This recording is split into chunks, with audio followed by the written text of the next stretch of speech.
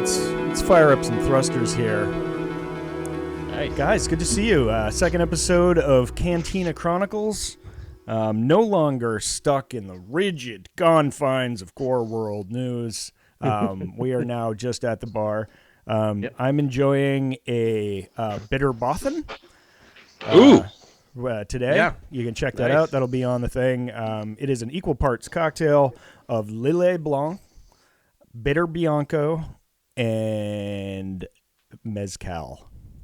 Oh, that sounds delicious. It might have been 2 Mezcal cocktails in a row, but just let me have this. It just felt right for some reason today. Yeah. As we're talking about thrawn darkforcerising.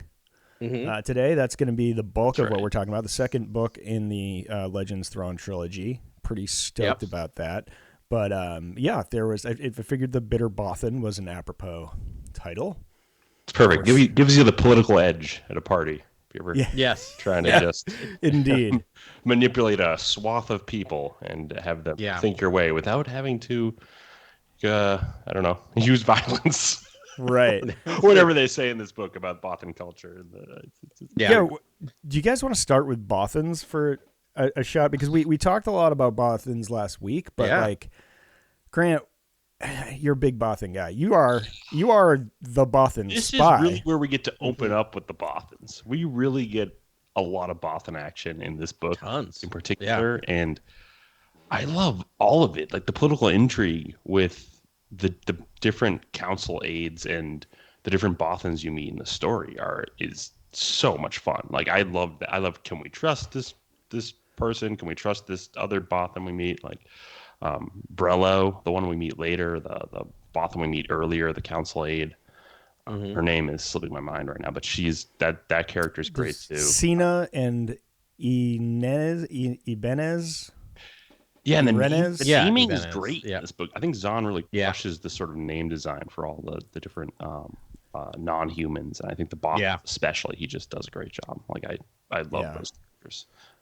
Totally. Yeah, and I think this book's so much fun because you get Han talking about Bothans. I was gonna say, sort of like actually talking about, you know, how he can outsmart or outwit them, and you know, if he's being judged, and sort of all that intrigue is with Han, and that's really fun. So I like that. And trying to play diplomat, trying to play Leia's role. That moment of him speaking with Bel Iblis about like, you can back out now, like you can just go, you can just call it off right now, and everything's fine. You'll be fine. If you keep going, not so much. It was really interesting moment for Han. All right, before we get too deep in the weeds, I do want to just for Grogu just be like, essentially in this book there is a derelict Old Republic fleet in the galaxy, and it's a race for it, and that's in broad strokes what happened in this book. But you know, fascinating. You've got plot lines with obviously with Thrawn, Sabath and Luke, Han and Lando are on a great adventure together. Leia's on Hanagra? Yeah, Hanagri. Yeah, Hanagri, because it's like the Nagri, home but it's planet like of the Nogri, which is, again, this is some of my favorite stuff in Star Wars. I think the Thrawn and Leia sort of duality of their relationship with the Nogri is one of the coolest parts of the Zahn trilogy, and I'm hoping that in the future we can get a sort of stand-in for the Nogri, or the Nogri themselves as like a primitive we got species. We got them in there, I guess we Rook's have there. Nogri. Rook exists. Rook is in Rebels.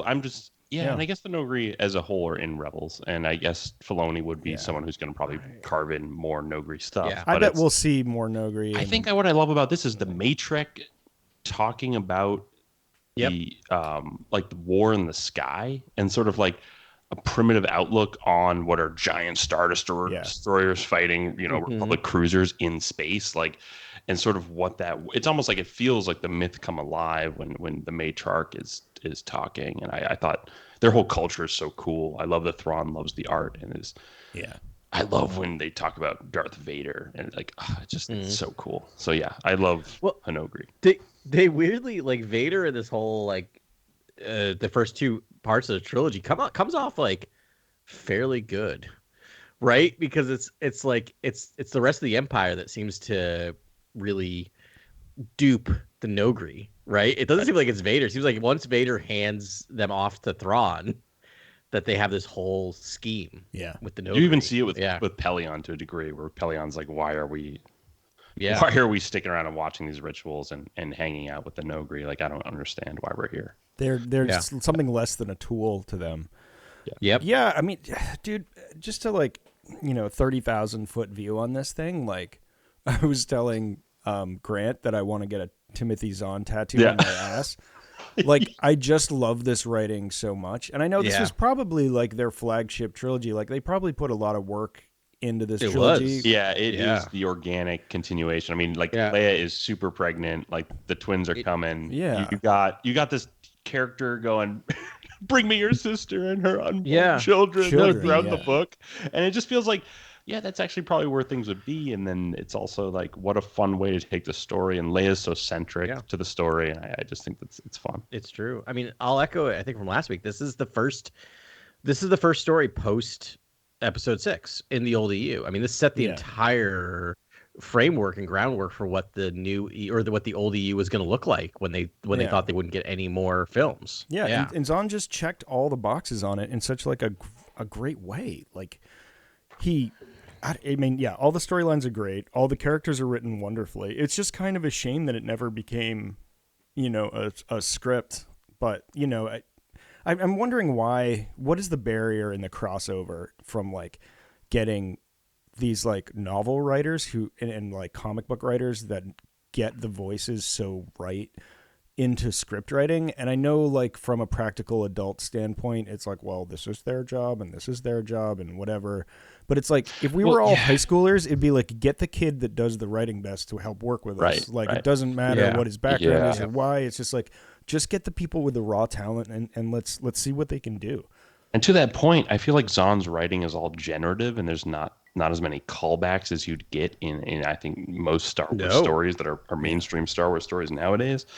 With all the synergy that's going on, I love that Zahn makes bizarre choices. He explores huge new sectors of space. He brings in alien species that I know nothing about and teaches me so much in just a few pages. And it's like, I don't know other stories. And then also using the characters we know and love, the main characters, like the actual legacy characters that we hold dear, but using them so deftly, like you said, and just writing these organic adventures for Lando and Han, like putting Chewie with Leia. Chewie and Leia are teamed up in the comics a bunch because of this book. Like, there's so much set up in this book that I think a lot of people love and admire and want to continue in canon stories. And like this book particularly in the 3 books, I think is one of the most influential. Like, I love this book. The Hidden Fleet. Come on, like all this. If you're not doing a super, if you're not going like a super base or sort of like something like that, massive weapon, whatever, massive super weapon. Like, if you're not doing that storyline, the Hidden Fleet storyline is another giant, so cool, sweeping epic as well. And I think this book in particular just does a good job. It's at the perfect point in the history of the New Republic and the Remnant Empire, right? Because they're both kind of struggling, right? Like, they don't need a super weapon to be victorious. They just need a few more ships than the other group, right? And that's it. And so I appreciate that storyline.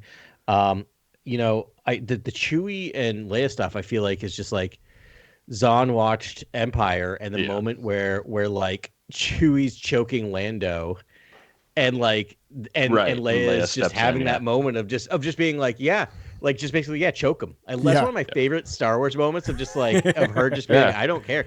Like, I feel like he took that. He's just like, well, let's further explore this relationship between these two characters. And there's that moment in this book when she finds out that the Nogri have been being exploited for like. Yeah. I spent 6 hours in a car today driving home from Maine. So my brain is a safe space, buddy. It's just the 3 of us and everyone listening. That's it. No one's listening. It's fine.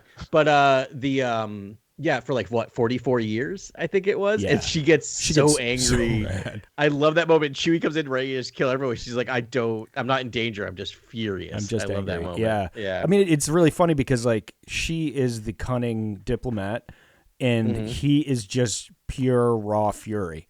I mean, and a very capable electrician mechanic. Yep. And it's just like, that's a funny pairing. He's just like raw emotion and just will like absolutely light up anyone, you know. They even talk about like his fighting style in this, where he's like, he ends up working with Kadaric, I think. I'll have to look that up again. But the Noghri character, and like, you know, he gets the best of Chewie with like, you know, Krav Maga or whatever, space Krav Maga. And so, like, Chewie just uses his pure strength most of the time to fight, but he's, like, giving him fighting techniques and stuff. Kabarak? Yeah. Kabarak. There we go. Kabarak. Yeah. He's a real one, Kabarak. Yeah, Kabarak was one of my favorite characters. I think the Noghri were just so well written, and I love Zahn's attention to detail when it comes to Kabarak and the matriarch, or that matriarch. I forget what that. Yeah, it's so close to matriarch, but it's like matriarch or something. Yeah.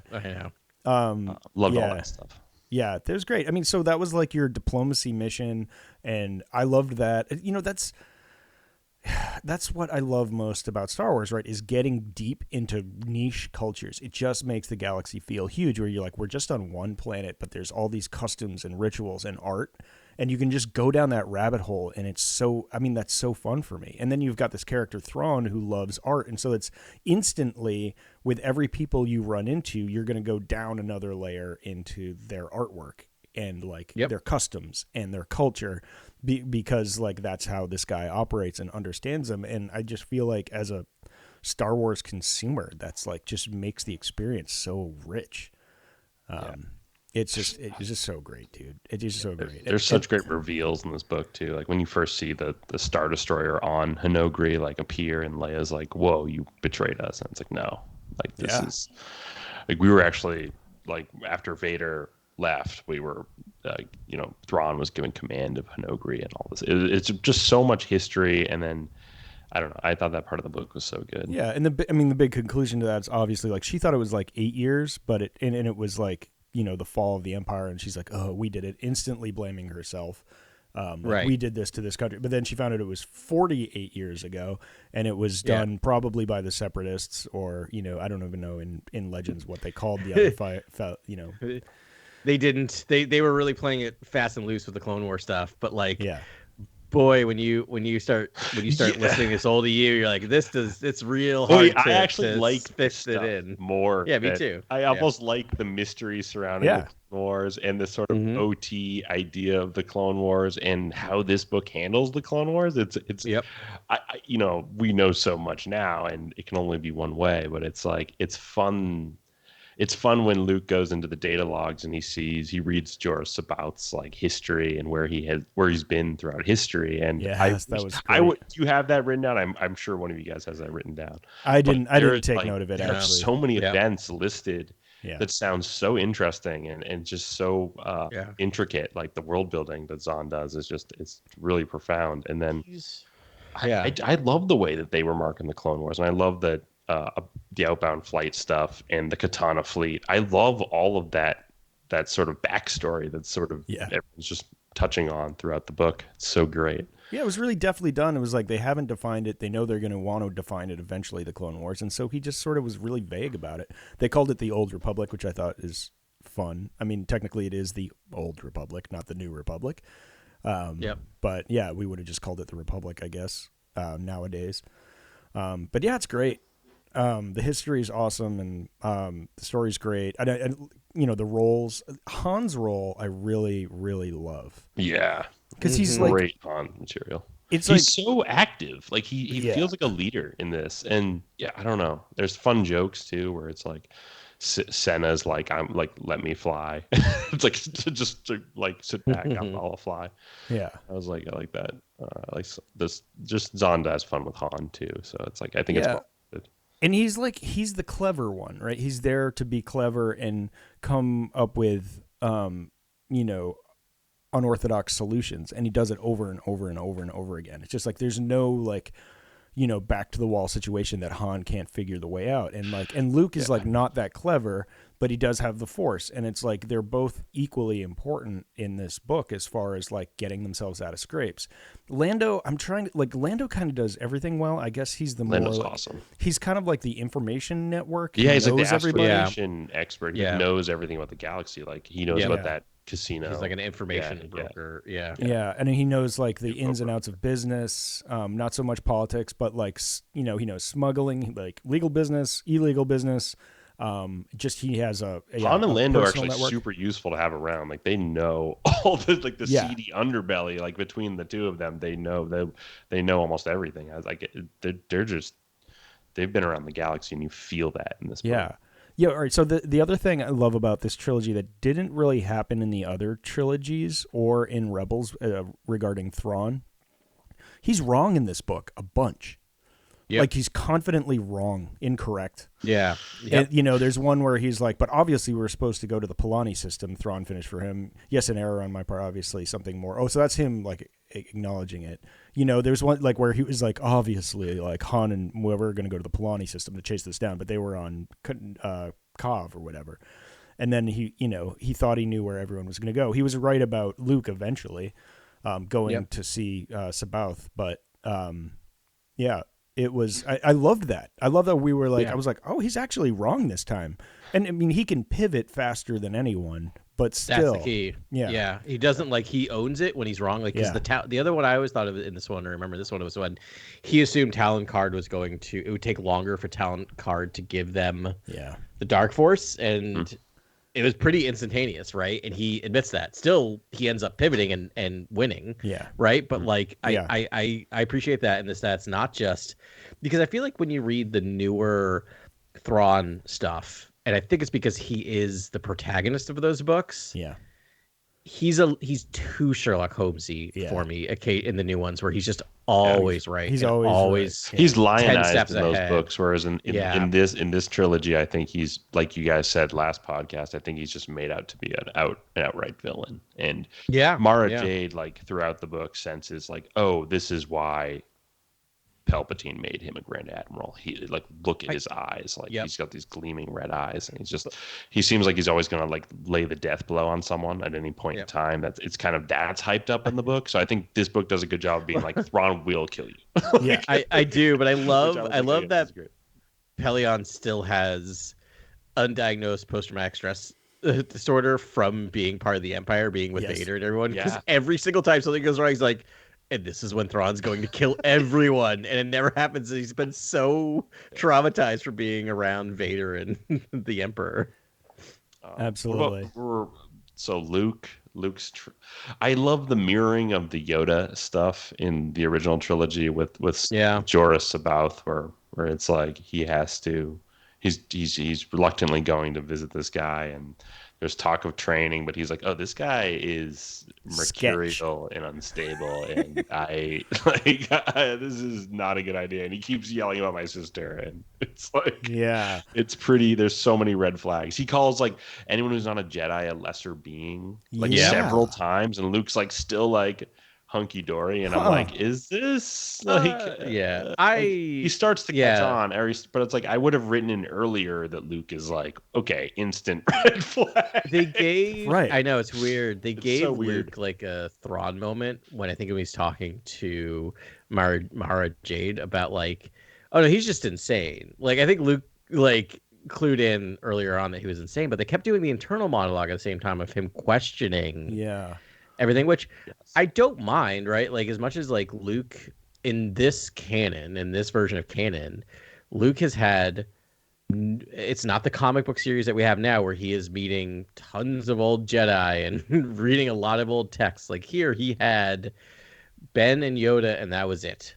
And really nothing else. And this is the next Jedi he meets. And so I buy it that he's going, is there something to what he's saying? I mean, Ben and Yoda were different. Yoda got weird, but he goes for a while. He's like, oh no, this guy's he's just straight up crazy. Yeah. He's like, is it maybe all the Force ghosts talking to him, making him crazy? That's probably it.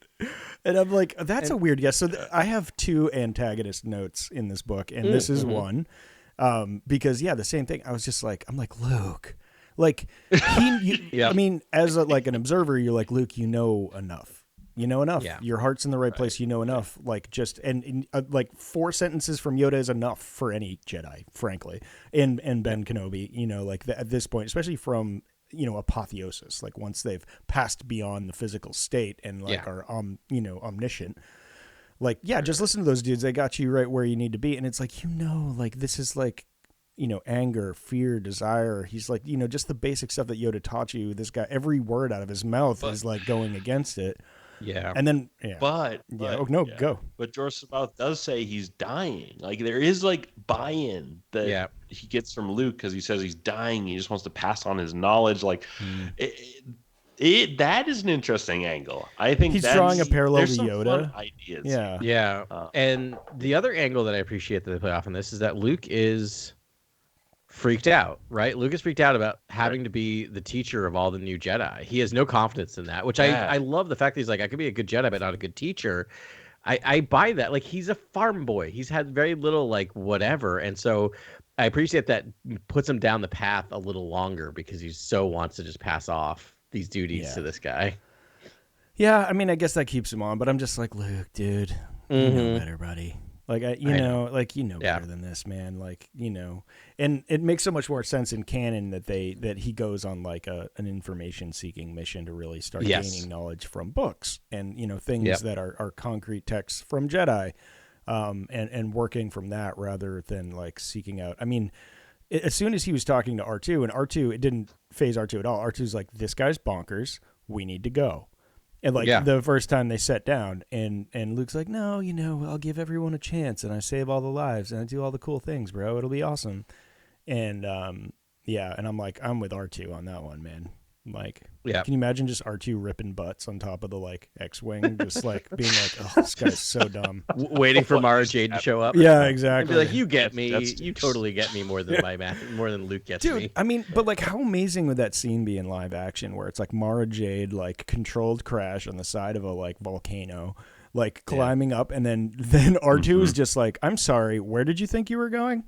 And like, she's got to like get past R2, and that's not happening. In an X-wing, just messing with her. Like, that's so great. That's such good character development for him. And I love C-3PO in this too. Like, it's like they sort of like, oh, you're so annoying, but like Leia loves him, and and he comes through in the clutch at the end of this book to like be like, hey, by the way, I've been looking at these droids, and you gotta check this.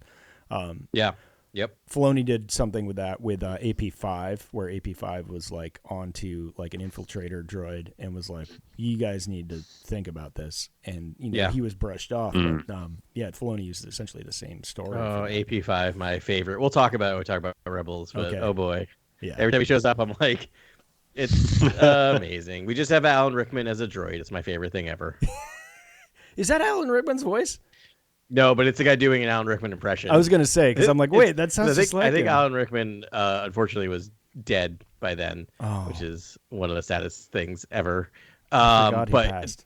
I know. Sorry, he's one with the Force now. Yeah, but he's totally doing, whoever that actor is doing an impression, because it's just Alan Rickman, and it's amazing, and it makes me so happy every time he talks. Yeah. Oh, AP5. Yeah. So after reading this book, I am starting to see the light when it comes to your theory, Adam, of for Ahsoka, in that we might get some.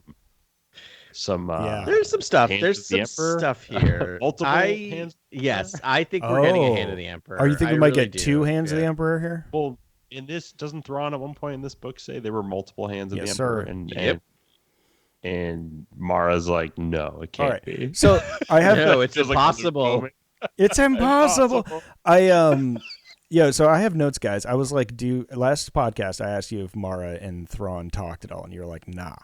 And then of course, bam, we get a scene with them. Maybe I didn't phrase my question clearly enough. No, I forgot about the scene. So did I. Multiple hands. Yeah. And that scene, because I was like, that scene would be lit, and I was wondering if she'd even go over and work with Thrawn at some point, but I don't feel like that's going to happen. Again, this is all fresh for me. You guys have read these books thoroughly and know them.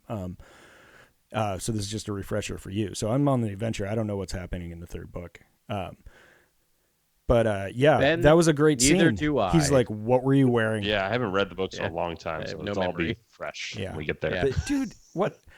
I'm just enjoying the heck out of this. And I'm not here to like compare. You can't compare this trilogy to the sequel trilogy because they're in different eras. There's like 30 years apart, even though you could sort of compare them to what we're getting now, because it's essentially 5 years ABY, which is like where the Mandalorian started.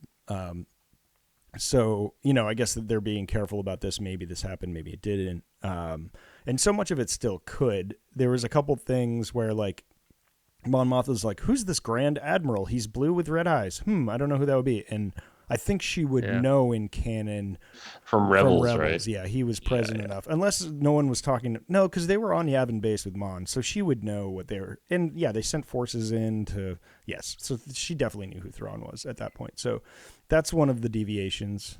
But that's pretty much it. Yeah.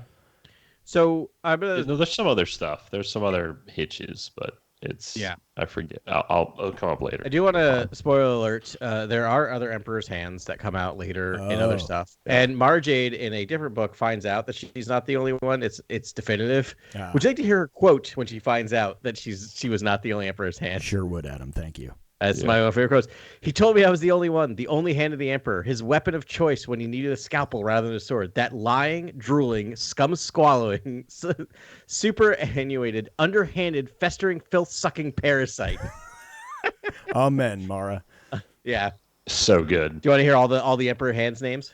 Sure, yeah. Yes. Chronal, Sakus, Jenga Droga, Jalar Golan, Raganda Ismaran, Marajade, Ves Kogo, Lumia, Arden Lin, Sarkev Quest, that's a weird one, Shervan, Arion Silk, wow, Marek Steel. So these are all Force sensitives?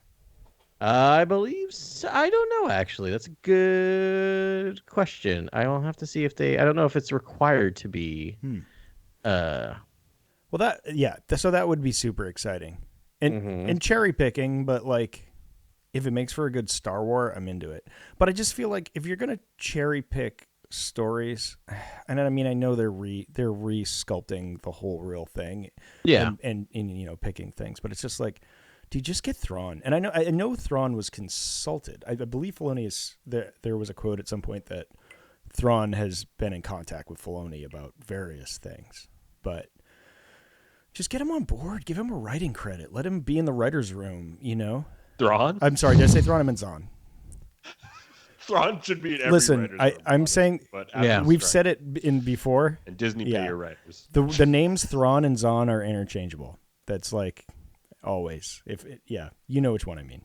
Doesn't matter. They're both the same. But no, getting Zahn in on the in the writer's room, I just think would be like that's how you really make it real. I mean, a lot of his ideas were farmed already. Like, kill Skywalker, the Emperor saying that, and like in the books, if you've read the novelizations of like the sequel trilogy, like that's sort of happening with. I don't know. It feels like someone's negative. Someone's the Emperor shouting at someone. It feels like there's already ideas in here that are just the Katana fleet is the final order. Like there's so much that's already sort of in mind that I'm just I would love Thrawn to be a consultant on everything. Period. Yeah. That's kind of incorporating his ideas, but. That's what I mean. It's like I feel like because it's like all right, you just mentioned the Final Order, right? And the hidden fleet in the the unknown regions.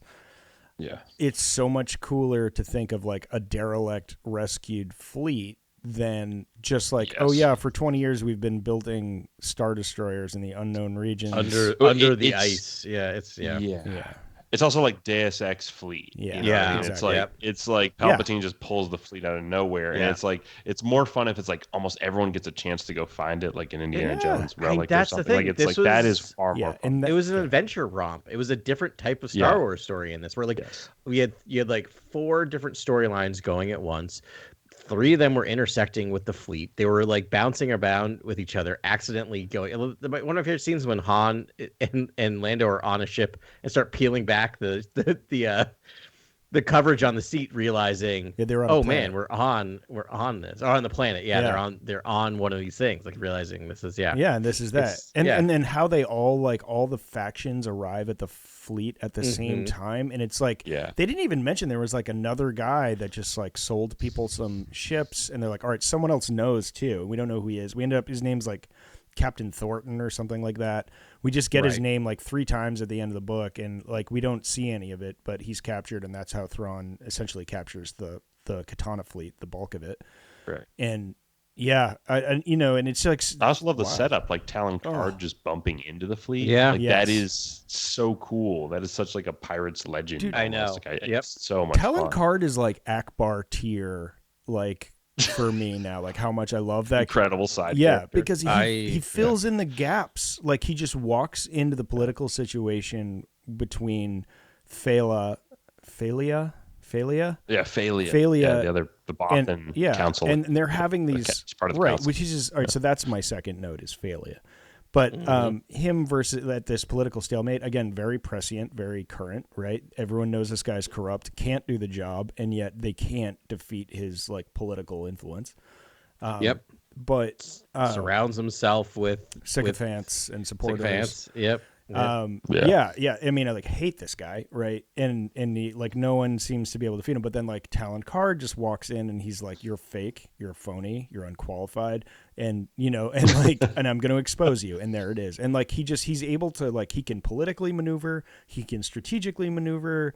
He's just this great like neutral party that comes in and like has a good heart and so naturally sides with the rebellion and helps them, and he's saving his own skin, but he sees this and he's like, "This is wrong. I'm going to fix this," and just does it because he's got a good heart, which does them a huge favor, I assume.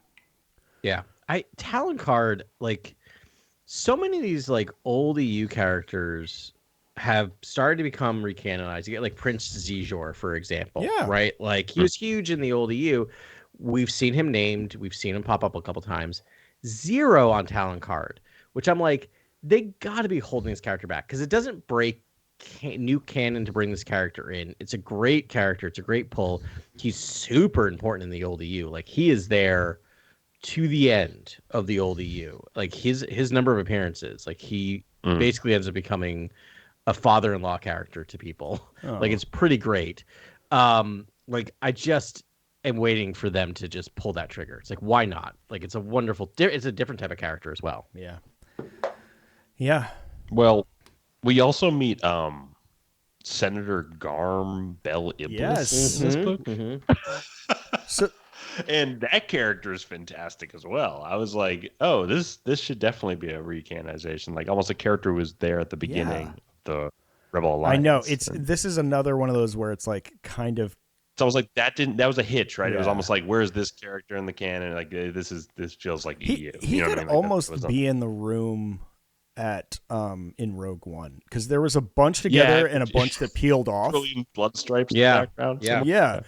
So the story for Grogu is that Senator Garm Bel Iblis was there in the beginning with Mon Mothma and our Senator Bail Organa at the formation of the Alliance, but it was kind of pushed out, he felt, by Mon Mothma because she's... Yeah, Mon Mothma sort of became the face of the... What's interesting after watching Andor and reading all of that stuff and being like, Mon Mothma kind of became the face because she was able to inspire people. Yeah. And then this whole book's about everyone racing to go get the fleet, but also this political sort of cat and mouse game with people and allegiances, sort of testing allies and enemies and allegiances within the New Republic leadership. And it feels like Mon Mothma, a lot of people are like, oh, Mon Mothma is not to be trusted because there's a mole. There's a mole in our Delta. And Delta no one knows who to trust. Yeah. And it's just such a fun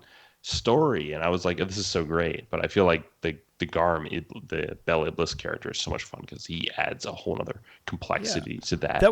To that arc, that political intrigue that builds in the beginning. I was like, oh, it's such a fun character to bring in this midway through the story, kind of. Like cool. Another random rogue faction that was like there for the Alliance, but decided to just stay independent.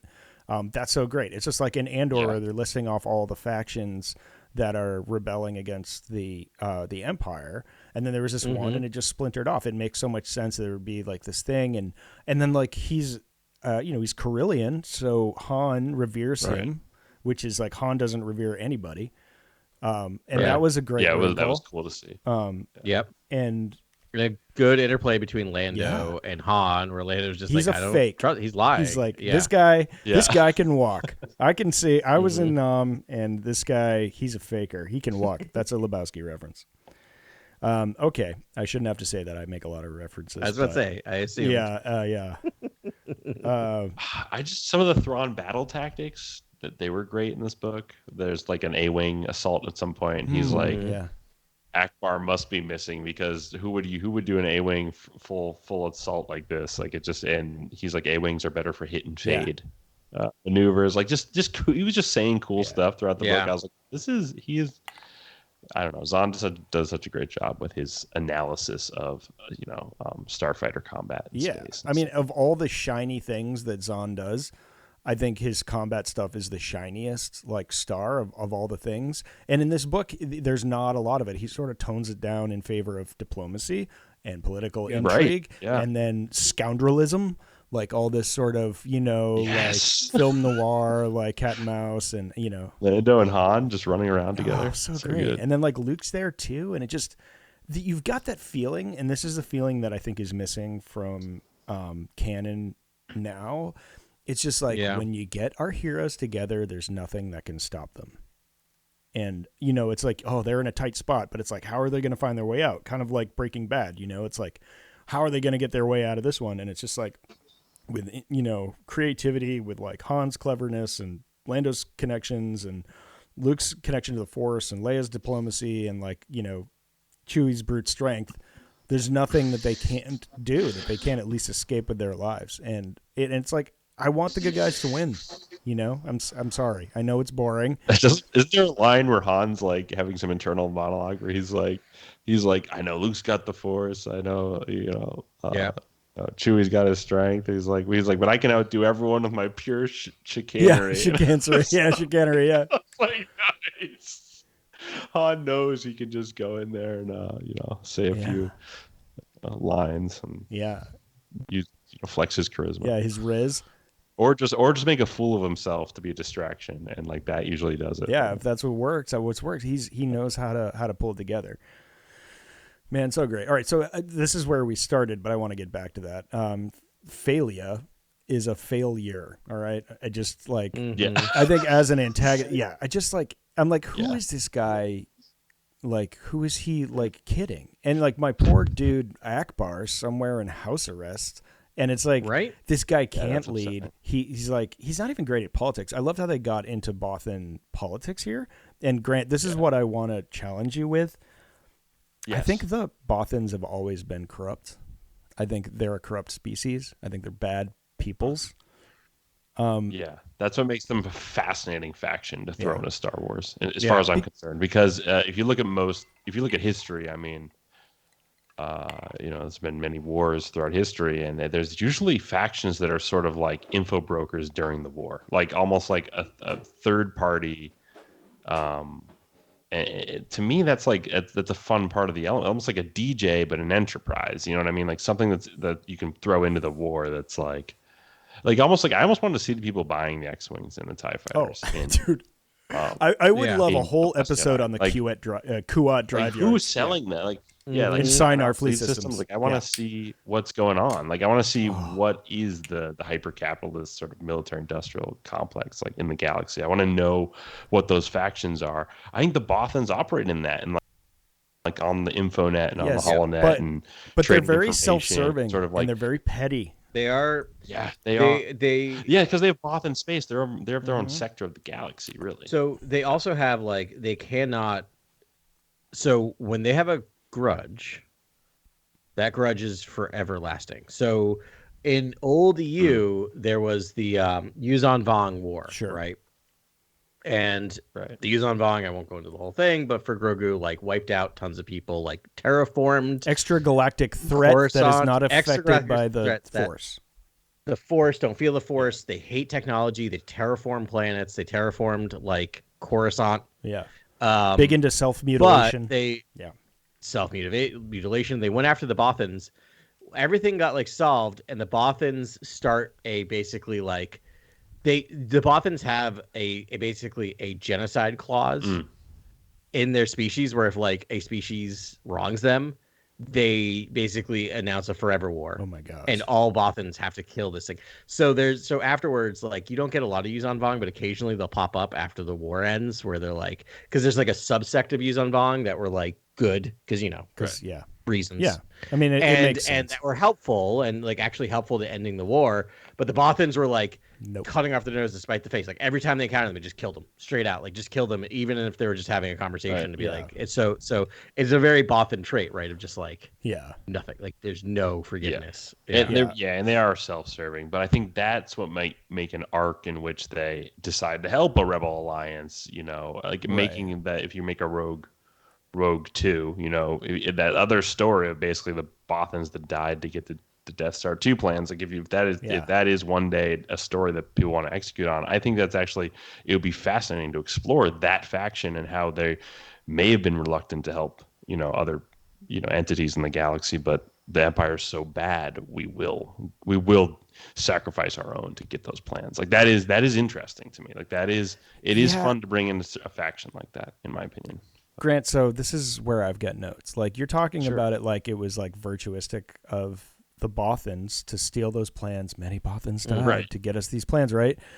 But then you get to the next scene. So after our last podcast, I threw on Return of the Jedi because you challenged me to find Marajade. We gave Ben homework and he did it right away. So I found Marajade in Jabba's palace. Well, I think I'm going to post those. If you don't, I will post those posters on those pictures on Instagram of Marajade. Oh, I could do it because I'm convinced that's Marajade, in dyed white and blue hair. But so the other thing I noticed is like the Emperor is like, it was I who allowed those plans to be taken. Right. And it was like, so I'm seeing Phalia here being assisted maybe from the shadows by the Empire. Maybe not. They think for a long time in this book that he's the mole, which he still could be. I don't know. Right. Don't tell me who the Delta source is, please.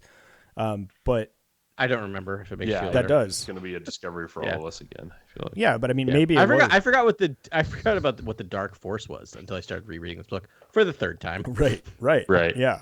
The aforementioned Dark Force, the Katana fleet. Yeah. But there's also this Delta source. They know, the New Republic knows they have a mole in their highest rank, and and we don't know who that is, but it's like right now betting money is on Phalia, because he clearly at least took advantage of whatever erroneous thing happened to Akbar, and I guess we're gonna have to wait till the next book to find out who really did that, because Talon Card, being the pimp he is, was like, I'm gonna just go ahead and solve that for you and figure out who really did that, because you're not finding enough traction here, and I bet I can dig that out.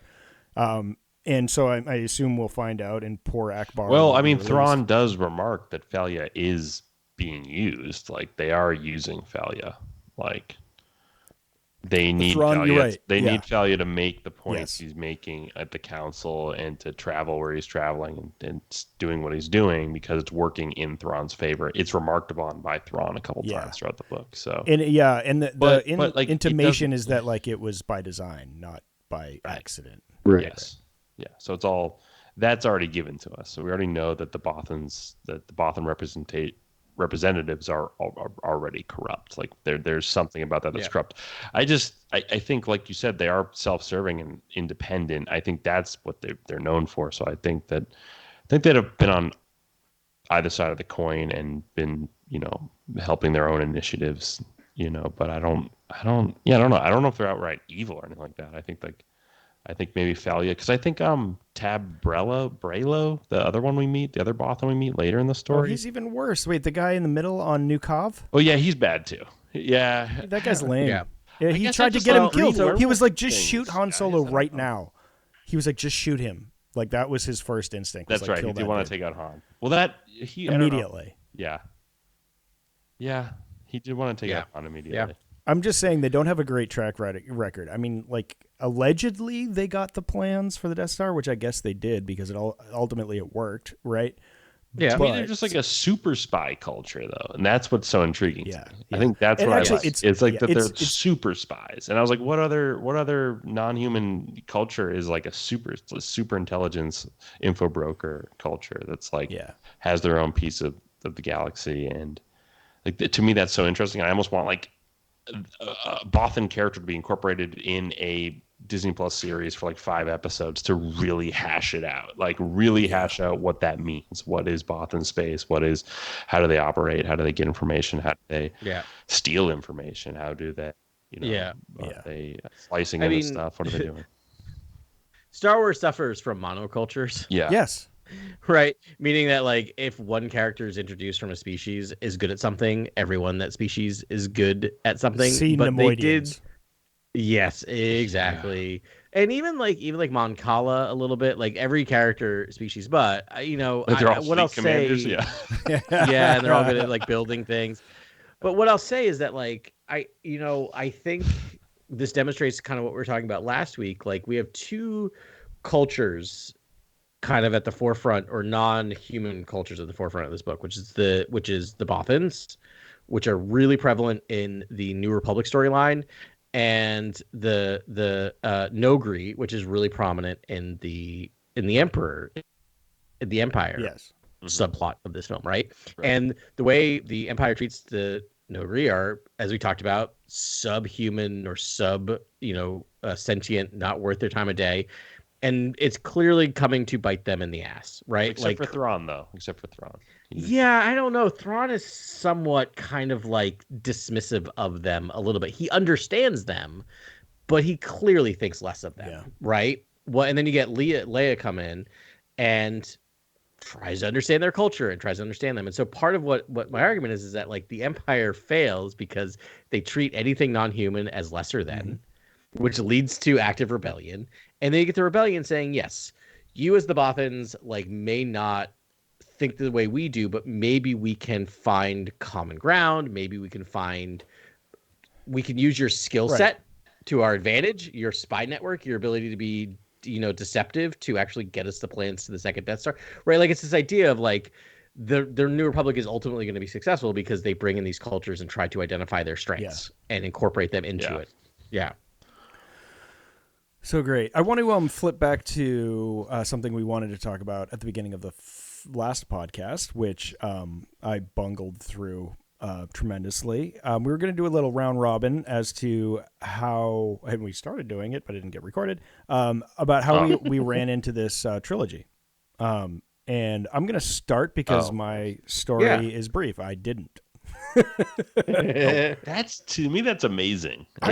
It's truly amazing you dodged it. So my relationship with the EU was that I would be getting on a plane and not have anything to read, and I'd go into one of the Harper's or whatever bookstores. Harper's, and I would go to the Star Wars section, and there'd always be 6 books, and I'd just pull one off. And I'd be like, all right, I'm going to read this book on this trip. And so it was like I didn't care about order or anything. I was just like, this one looks good. And then I'd read it. So I wasn't systematic. I didn't have context for anything. I was just like, I'll just read this and it'll be a fun Star War. And that would be my like plain book or whatever. So that's it. So that's my story. Grant, you want to go next?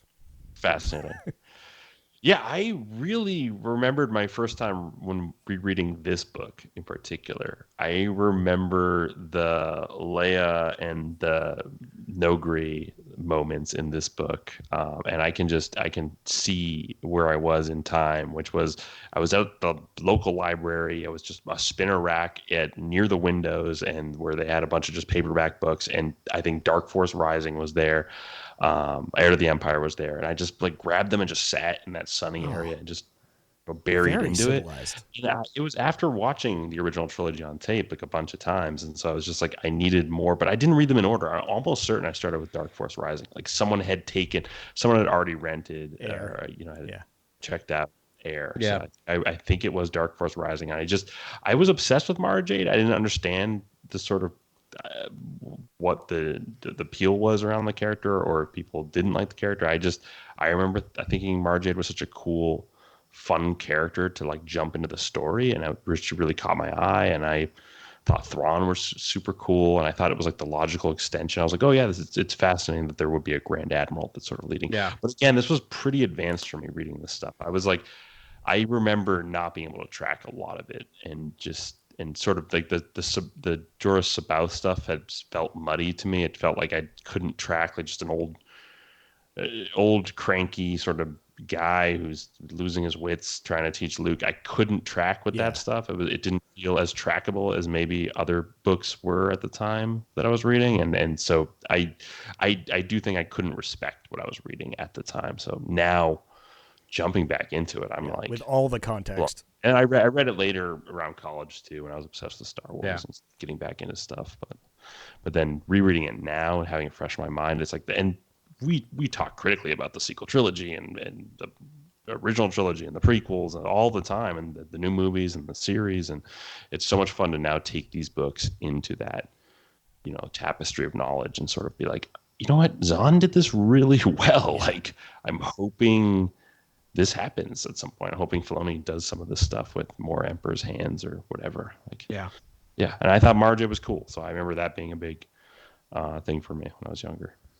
Yeah. And Leia, I thought Leia was awesome. Han, I needed more Han. Yeah. I needed more Luke. That's a big Luke. Tasty Han, tasty Landro, tasty Luke. Like, just great evolutions of all those characters. You get incredible Lando material. And some of the, like, Last Shot came up when I was reading this again. I was like, is this like, did Last Shot sort of capture some of this Dark Force Rising energy that's like, Lando and Han are the most interesting characters in Star Wars. Yeah. It's true. Give me Lando. I mean, we can talk about Lando news if we want. I kind of want to give Adam a chance to speak, but then let's go into Lando. Yeah, Adam. Okay, I won't forget. So similar to Grant, I have a very, like, my wife and I just went to celebrate our anniversary in Portland, Maine for an evening. And so we were talking a lot about, like, about music that hit and that kind of, like, sense memory of when you heard a song for the first time. So we did that for like 2 hours. You and I did that on our trip, man. We had a good hang about music actually down in Florida. Yeah, that's right. Great. I forgot about that. Yeah, got into some Talking Heads. We went down like a post-punk other things. Yeah. But so similarly, I have a very specific reaction. And living in a multi-generational house, since last week, I was able to do some sleuthing to nail down the exact year. And I determined that I read this book for the first time a month after it came out, which is right. Wild. Wow. Sounds about right to me. I read this in June of 1991, and it was purely by accident. So purely by accident. So I happened to be a nerd and nailed it. Yep. We all of my nerdery came together. We would at the end of my school year every year for about like 6 years, we'd drive down to New Jersey, or my grandparents had a lake house that we would go to spend a week because it was the only thing my parents could afford for vacation. It was like free vacation at the lake house. And we go, and the first thing I'd always do is go to the library and just pick out like 6 books to read. And I was just wandering through, very similar to Grant's story. I was wandering through and I saw a Star Wars book, and I'm like, wait, there are books? Like I like that didn't make any sense to me. So it's so wild to think about the fact that I got it like a month after it came out. This is like really the beginning of the expansion of the EU, where they're like, we're making a concentrated effort to continue the story. And I just remember sitting in the back of my parents' car when, it was the early 90s. They didn't care about throwing you in the back of a car without a seatbelt. You just roll around a little bit and read books, and spent 6 hours reading this book on the way down and reading it throughout it. And just the thing that there's a specific scene I talk about Chewie's dew claws and how much I think that's hilarious, and I talk about the Wookiee who has the speech impediment so can speak basic, which I think is really funny. But the scene that always sticks to me is when Luke breaks out of Talon Card's room by using his hand.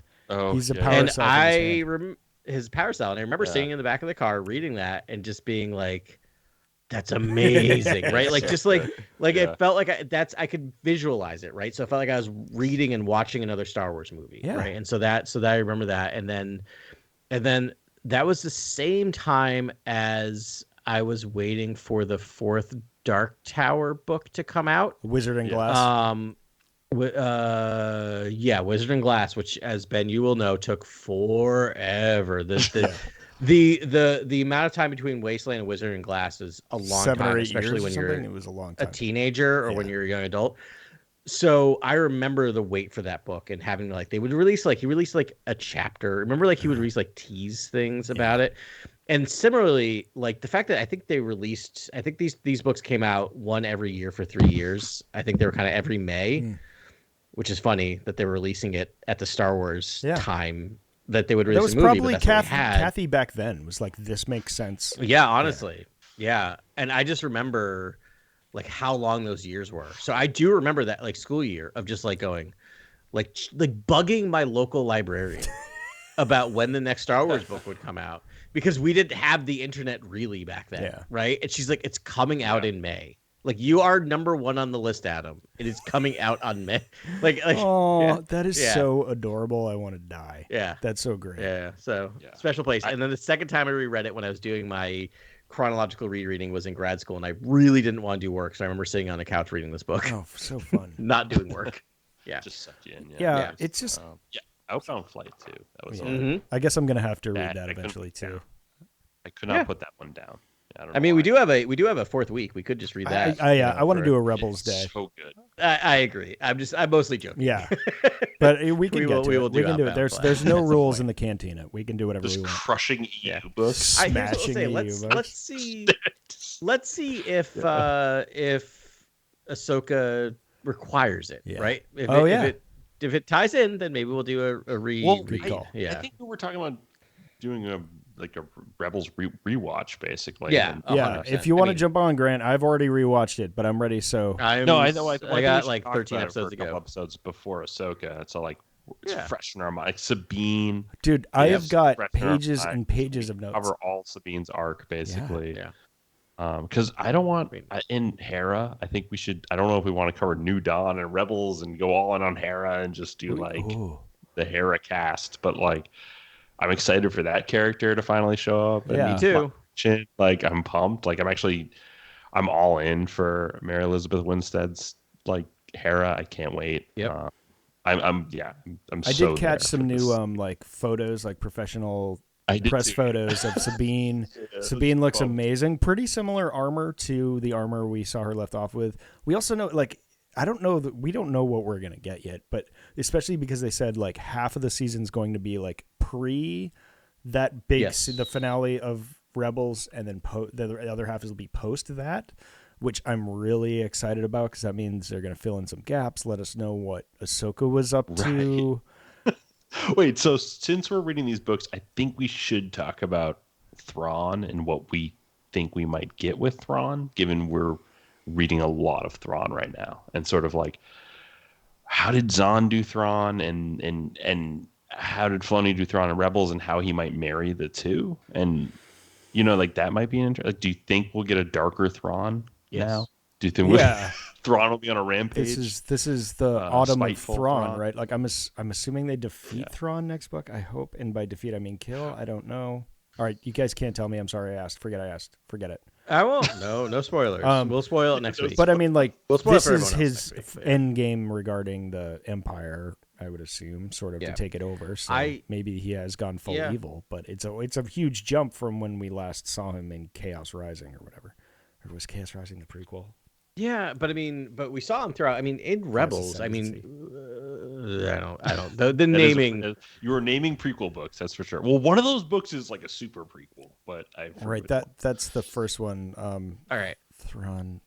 Oh God, I'm so sorry. Do we determine that we're just going with the E rating on this on this new version? Until someone stops us. Okay, because the naming makes me the naming makes me batshit crazy. The naming stuff on it, I cannot. I read all these and then I was like, wait, was Chaos Rising and Chaos Ascendancy 2 different trilogies? I don't know. I'm like, did he do 4 trilogies? I'm pretty sure he's in Outbound Flight too. He's in Outbound Flight as well. Was one a duology and not a trilogy? I've read all these books. There is a Thrawn duology as well, written by Timothy Zahn, that I will talk about. We can talk about that one next week after we've all finished this one. Ben, spoiler alert, no reason to read that, but we can talk about it briefly. Okay. So there's another Thrawn I read trilogy that recently. Then, No, there's a Thrawn duology. Okay, so he lives. All right, got it. Maybe. It's gonna be like Weekend at Bernie's for 2 books. We will talk about this next week. Yeah, we'll talk about it next week. Okay. Literally, I'm going to pause it there. We will talk about this next week. It is Weekend at Bernie's with Thrawn? Okay. Yes. You can bring all of your questions next week. What do you think?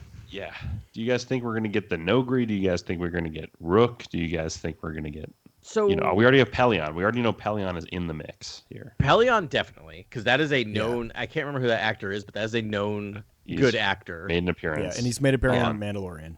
Yeah.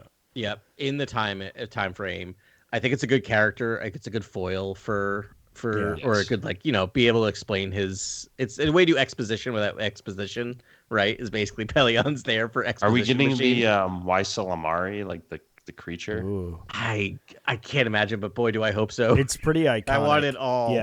Yeah. Oh, here's the other thing I wanted to mention. So the other thing is this book ends with the revelation that there are clones, right? That they are cloning, and which I'm sure we'll see more in The Last Command. But the whole thing is that Han says, well, this means they could have a fully trained fleet in months now, not years, right? So granted, we're talking about messing around with this was written well before whatever, but like the clones in the Clone Wars double aged, right? They aged twice as fast. And what we've been seeing now in some of the Mando stuff with how quickly they are, like, we got those like bad versions of Gideon in the tank, but they were adult Gideons, right? So it seems like they are playing with that they can now clone adults in a matter of months or a couple of years. Seamlessly integrates with canon. Yeah.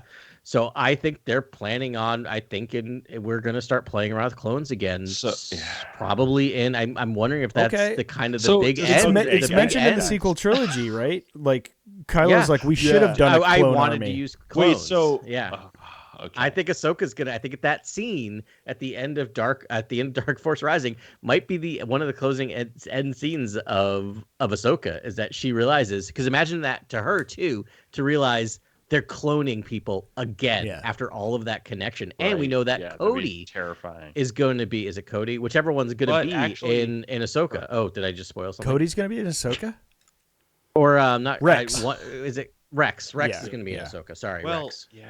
Yeah.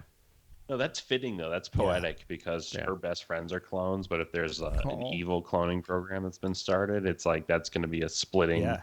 That'll be splitting it down the middle for her, and that'll be a really great conflict for the character. So that's like super poetic. I love that. And they're using the people again, right? Like, do you think Thrawn is part of Exegol and part of the Final Order and gathering that massive? I don't see how he couldn't be. No, you know. Oh, that's so funny. You and I went the exact opposite direction. Yeah. Nice. All right, you first, Adam. Because I don't think Thrawn gives two shits about the Force, right? And about the Emperor. I think his view of the Emperor is like, he would be great if he wasn't so crazy. But that and power, Madam.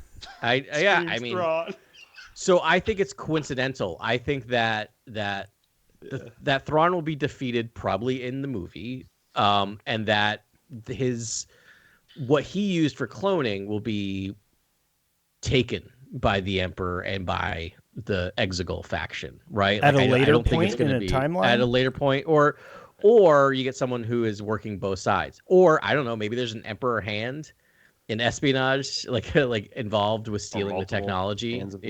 That's interesting. So I mean, that priest. All right, so we know that Wayland and Mount Tantus are precedented thanks to Bad Batch. So it's like if you aren't watching Bad Batch, you should. Put it on mute and just look how beautiful it is. But watch that show because it's great. And now in this, season 2, they canonize Wayland and Mount Tantus, and it is a cloning operation. Mm-hmm. So yeah, I mean, I guess you could go. That presupposes that that technology was taken to Exegol, but I sort of feel like at this point it's done in parallel. But I guess there's enough time there. I just think that unless there was a curtain between it just kind of goes against the what was it was called Operation Burn Down Everyone. What was it called? Cinder. Oh, Cinder. Yeah. Like Operation Cinder was meant to clear the decks, and then they were just going to pull back into the unknown regions and create the Final Order. And we still don't know what the First Order was about. But I just feel like the unknown regions is where Thrawn exists. That's his turf. And we know he's a Grand Admiral, so he's in, as close to the Emperor as you can get.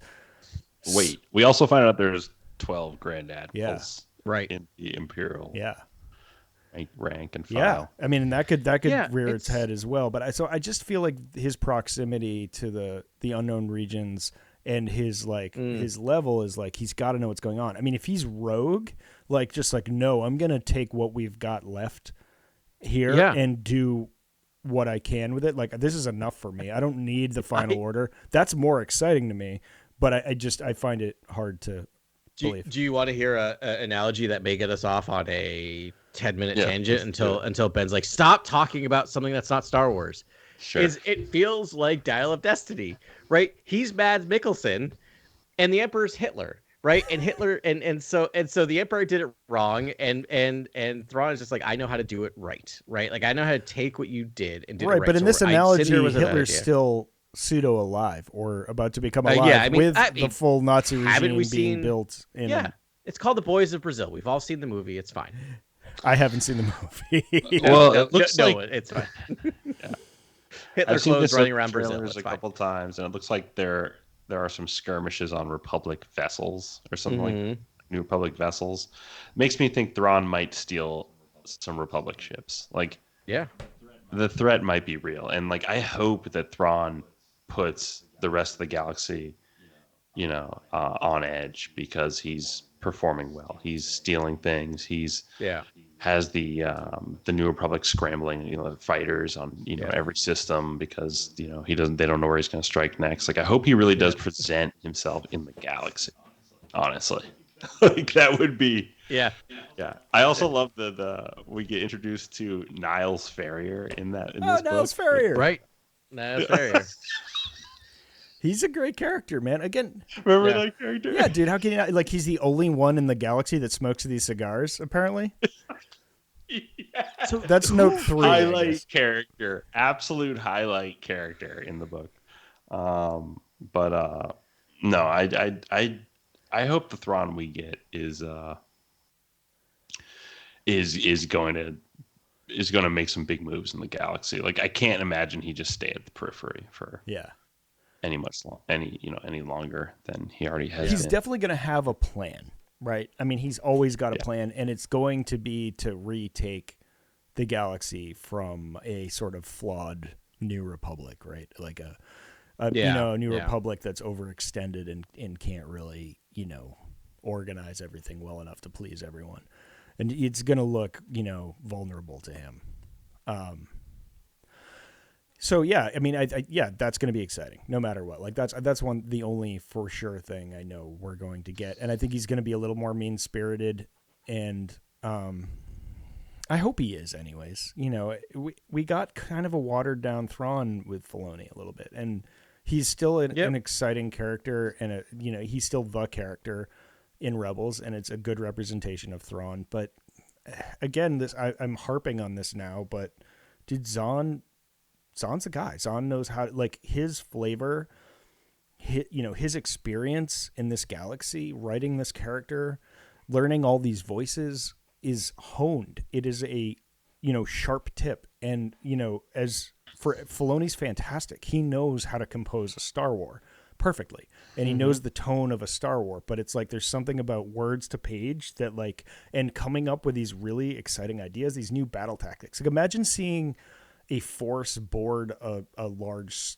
star destroyer or like starship, and like you having that sort of Beaches of Normandy scene on a starship as like troopers come out or rebellion, that happens in this book. And it's like, that never happened in Star Wars. And it's a great, Zahn just has like this encyclopedic knowledge of battle tactics and things that happened in battles, and all of them could be used in Star Wars and should be used in an exciting, I just want to see some variety. It's like, it's like we had in The Force Awakens, and I love it, but it's like another like super star weapon, and it was like not defined well enough. Yeah. It's like, oh no, but it can shoot through hyperspace, which you didn't know until it's bigger. Yeah, and it's bigger. It's like no, there's a million like fun things you could have done. That's just, and if it was just different, it would be instantaneously better to me, I think. Yeah, like at least going forward, let's just do something different. Right. And it's like, people aren't going to grouse about, oh well, it's a hidden Starfleet this time. Like, or a forgotten Starfleet like that.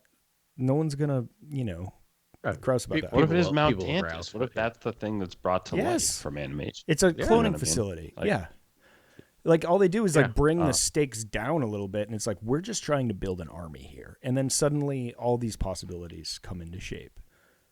Yeah, but I mean that is like a terrifying notion of just like we spent all this time like just defeating the Empire and getting rid of its structure, and they're just able to recreate all of their force in a matter of months, right? Like that is stakes. Those are stakes right there. Complete side note: did anyone notice the Dengar moment in this? And I was very excited for a moment that I thought they killed off Dengar, and I forgot it was a alias. Yeah, someone used a Dengar alias, right? Unless they did actually kill Dengar. You would know. It's Gunnar Groth is the name of the real name's guy. The Gunnar Groth, who carried a Dengar ID to try to like scare his foes. No, Dengar ends up also living really long in the oldeu and retiring. He gets a retirement. Oh, no one deserves it more than old Dengar. I love that Leia goes back to Endor and like points it out to the twins, the unborn twins, but avoids where Palpatine died and all that stuff. I was like, that was just a crazy scene. I was like, this is cool. This feels like so real. Oh yeah, like a realistic sort of like tribute to the original trilogy. It didn't feel like forced. It felt like, oh no, she's just passing by. But also it had that spirit of like, I hope history remembers this way. Yeah. And doesn't get, distorted by new victors or something that like sort of bury this. She's like, that should have been the moment. And I mean, if you're really, now that I'm thinking about it, it's a little meta. Yeah. Right? Because it's like, that was supposed to be the time, right? And who defeated that? Well, we can say the First Order or whatever. But really, it's Lucasfilm that was sort of like kind of took a lot of that gravity away. There's some cool things mentioned in this, like hive viruses. Hive virus! Yeah, the hive virus. Right. I was like hive virus.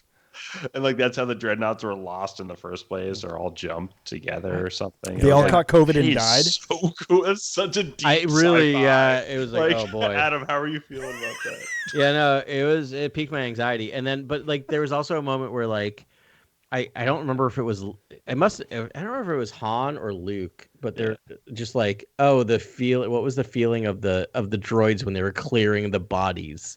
Like what were the droids thinking when they were like, I'm like, oh boy. Yeah, because they were pristine hallways. I love that. Oh, and that's why they decided to decentralize ship functions, Leia says. Like, yes, this is some serious lore. This is Zahn. Oh, dude, let's talk about that for a minute. So it's like we're just in the original trilogy, we're just plunged in this world where it's like there's droids everywhere, and there's certain functions, and the like panels are like a little clunky and like sort of basic, but this explains that. It's like sort of like, we tried the AI thing, and it totally was terrible. There's a lot of Dune in this book. Like, there's a lot of Terminator. I know there's the Butlerian Jihad.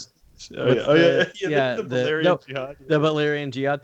But it's also Battlestar Galactica. Battlestar Galactica, the new Battlestar Galactica. So if you ever watch it, they're talking on landlines and they're printing stuff out, and they talk about the fact that because the Cylons, they unnetworked all of their computers because when they had the Cylons came about, they took advantage of that. So I was talking to Carly yesterday, who loves Battlestar, and I'm like, they stole it. They stole it from a Star Wars book, and I'm like, probably parallel thinking. Yeah, but still, it's kind of an amazing moment. Yeah, it was great, and that's why it's like, no, we just use droids now. I'm like, perfect. Thank you for that backfill. I never knew I wanted, and now I've got it, and it's my world's a richer place. Totally. What else do we have here? A skip ray blast boat is in this book, which is so it's one of the craziest looking ship designs. Oh man, so there was 2 ship designs I looked up, and I'm sorry I haven't been. Like, this is insane. I haven't been. Oh my god. Oh man, I have a quote from. Oh god. All right, I'll go through the quotes later. I think it was from the last book, and I was like, one ship looks like a dick, and the other one looks like a poop, and like that's That was the two designs that were like, I was like, what are these? It was in the like massive fleet that Wait, there's a cool thing where Lando says he has a beckon call for the Lady Luck. Like all the ship to appear wherever he is. Will just land nearby. I was like yes. I love having like a deeper understanding of the Lady Luck and ships like this because I was familiar with them even though they weren't canon. Lady Luck is canon now, right? I think Luke used it in that Sith book that we recently read. Yeah, and I can't think of it. I was thinking the same thing. I cannot remember what it's called. Yeah, I can't dig there right now, but and I'm like, oh, okay, so it's like it's a luxury yacht. That's a much better descriptor for it, and it's like it doesn't have like all the shielding and stuff that the Falcon does. We learned a lot more about the Millennium Falcon as far as like how it's wired and programmed. We get Talon Karrde and marajade piloting it in this book, and their experience with it. It's just great seeing like a third party being like, what's even going to go on? And Luke was just like, don't worry about it. He's like, this thing's wired so crazy it can fly with like less than half of the ship functioning, and because of all the things that Han's done to it.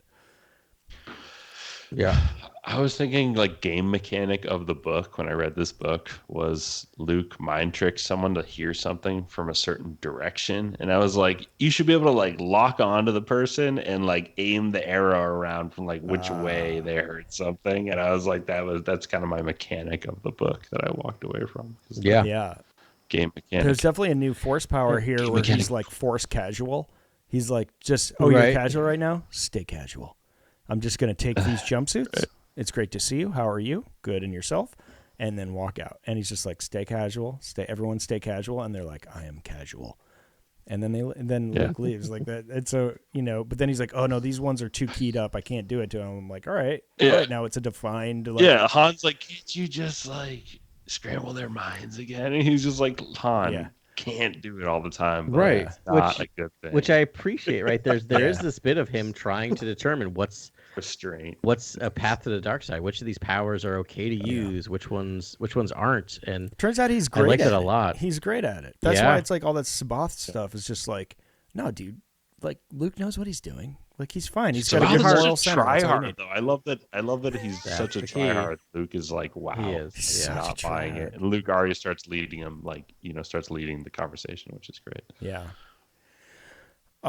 Super fun book, man. Start to finish. All right. So, this is what we didn't talk about. There was a bit of news this week. Shadow of the Sith. Sorry, that's the name of that book. It was driving me nuts. Shadow of the Sith was the one. Shadow of the Sith. Lady Luck was involved.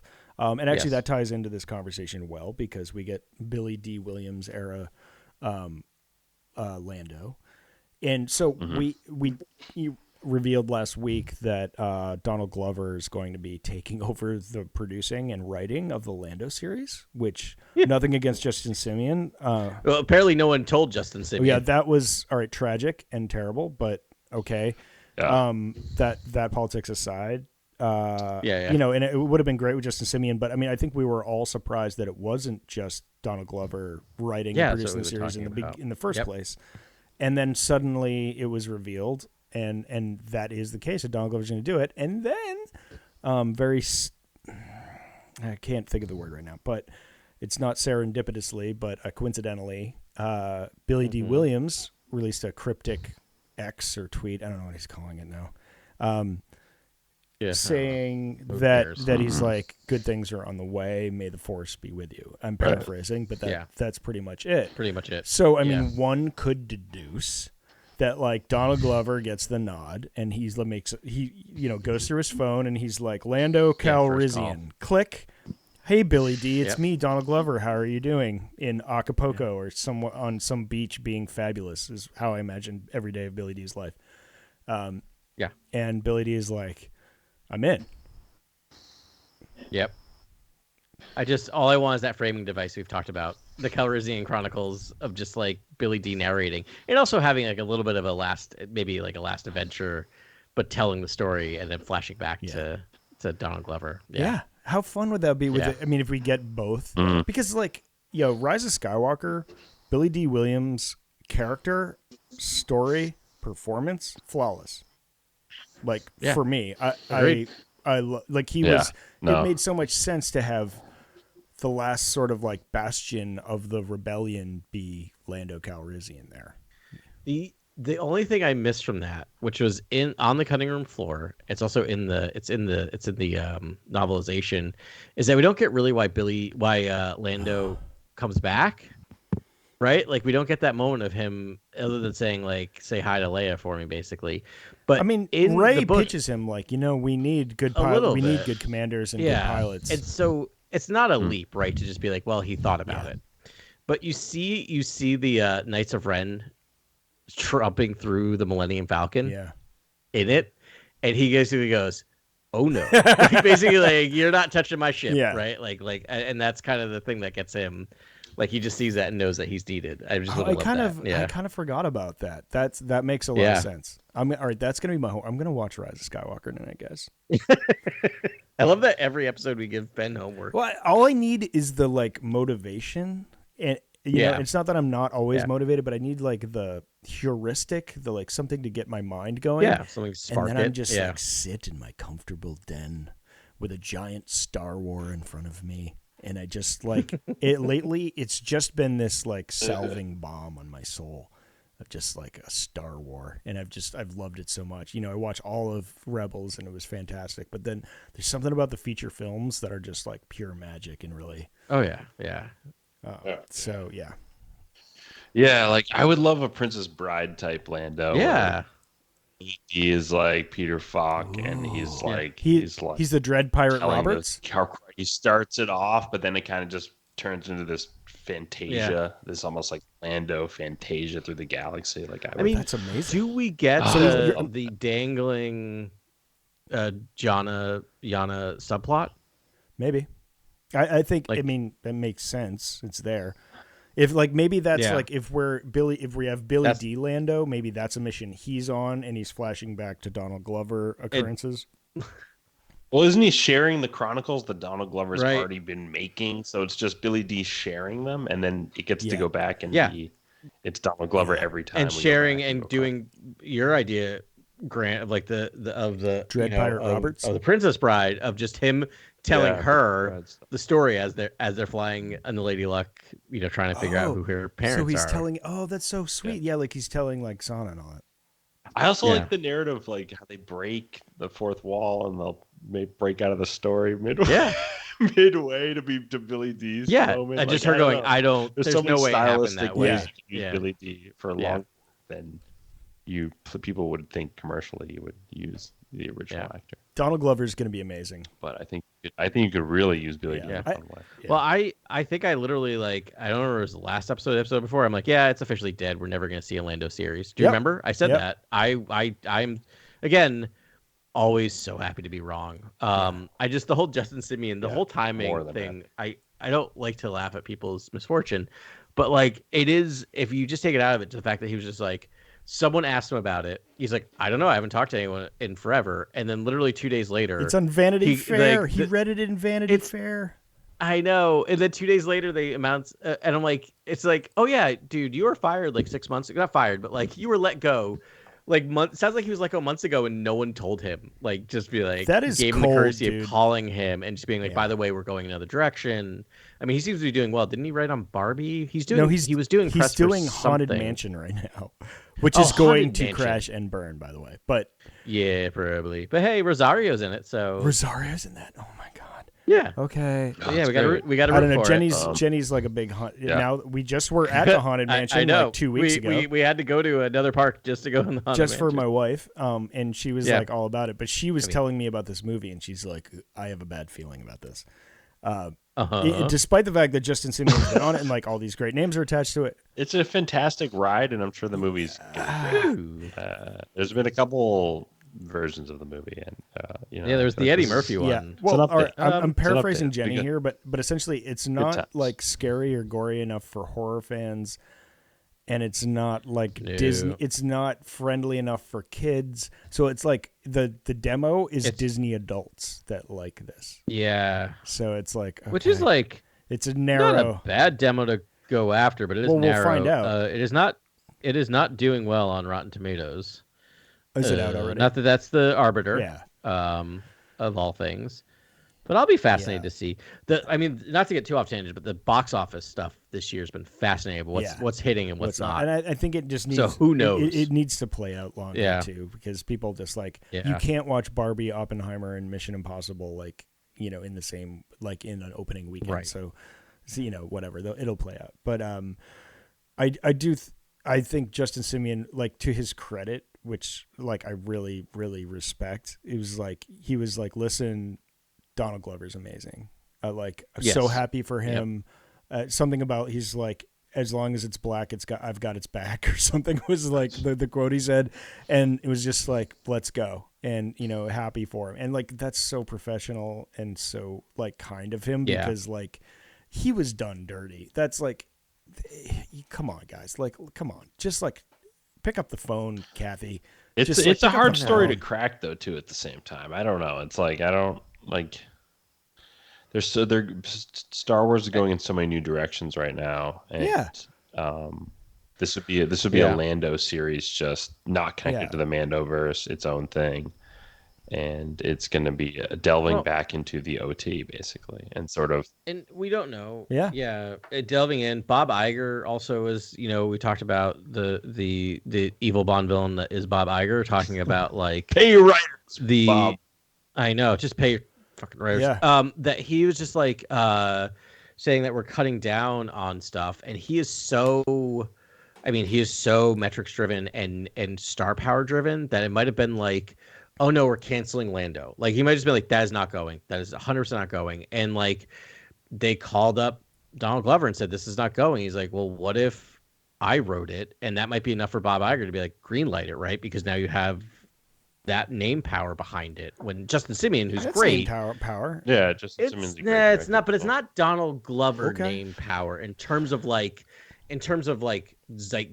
right? In terms of I think it is. I think Justin Simien is amazing and has done really great work, and I really want to see his take on it. But in terms of how to get butts in seats to watch it, Donald Glover, Ludwig Göransson, sort of yes, team up again. Oh my gosh, for this. Dude, vaporwave, this Göransson. Yeah. Oh, bro, dude, you just got me. I'm gonna run through that that wall behind me right now in 2 seconds. I feel Donald Glover could sing on a lot of the music too, and you could disguise it as alien vocals and not Lando. And there's so many ways to kind of differentiate. Dude, imagine really explore some stuff if they made it. I would love to be a fly on the wall of their recording dojo. The two of them just making magic in a room, all that. Yeah. And then it's but it works perfectly with the visuals or whatever. It's all one. It's great. Did you guys see the Acolyte news or anything on the Acolyte? No, what's going on? I read somewhere that it was lots of real locations on location filming, and then lots of new non-humans. Ooh, awesome. Okay, good.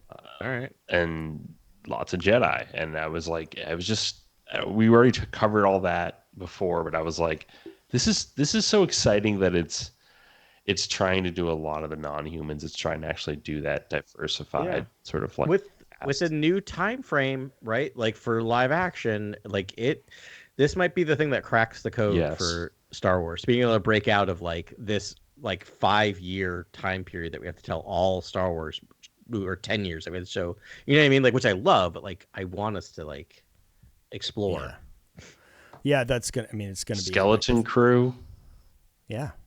That's around the corner, right? That's coming up. I think that's probably 2 years. I would say earliest late 2024. I feel like that's coming up.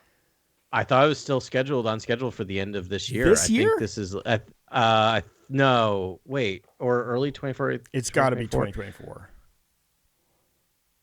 It's got to be, because we're gonna get. Is there anything after? So there's Ahsoka and then Bad Batch. Oh no, there's Ahsoka and then Acolyte. I think is the next thing after Ahsoka. But I don't think. Yeah, an Acolyte I think is in next winter or January or February. Skeleton Crew is still scheduled for 2023. Yes. Way. Yes. Yeah. Have they been? I haven't heard a report of them actually shooting.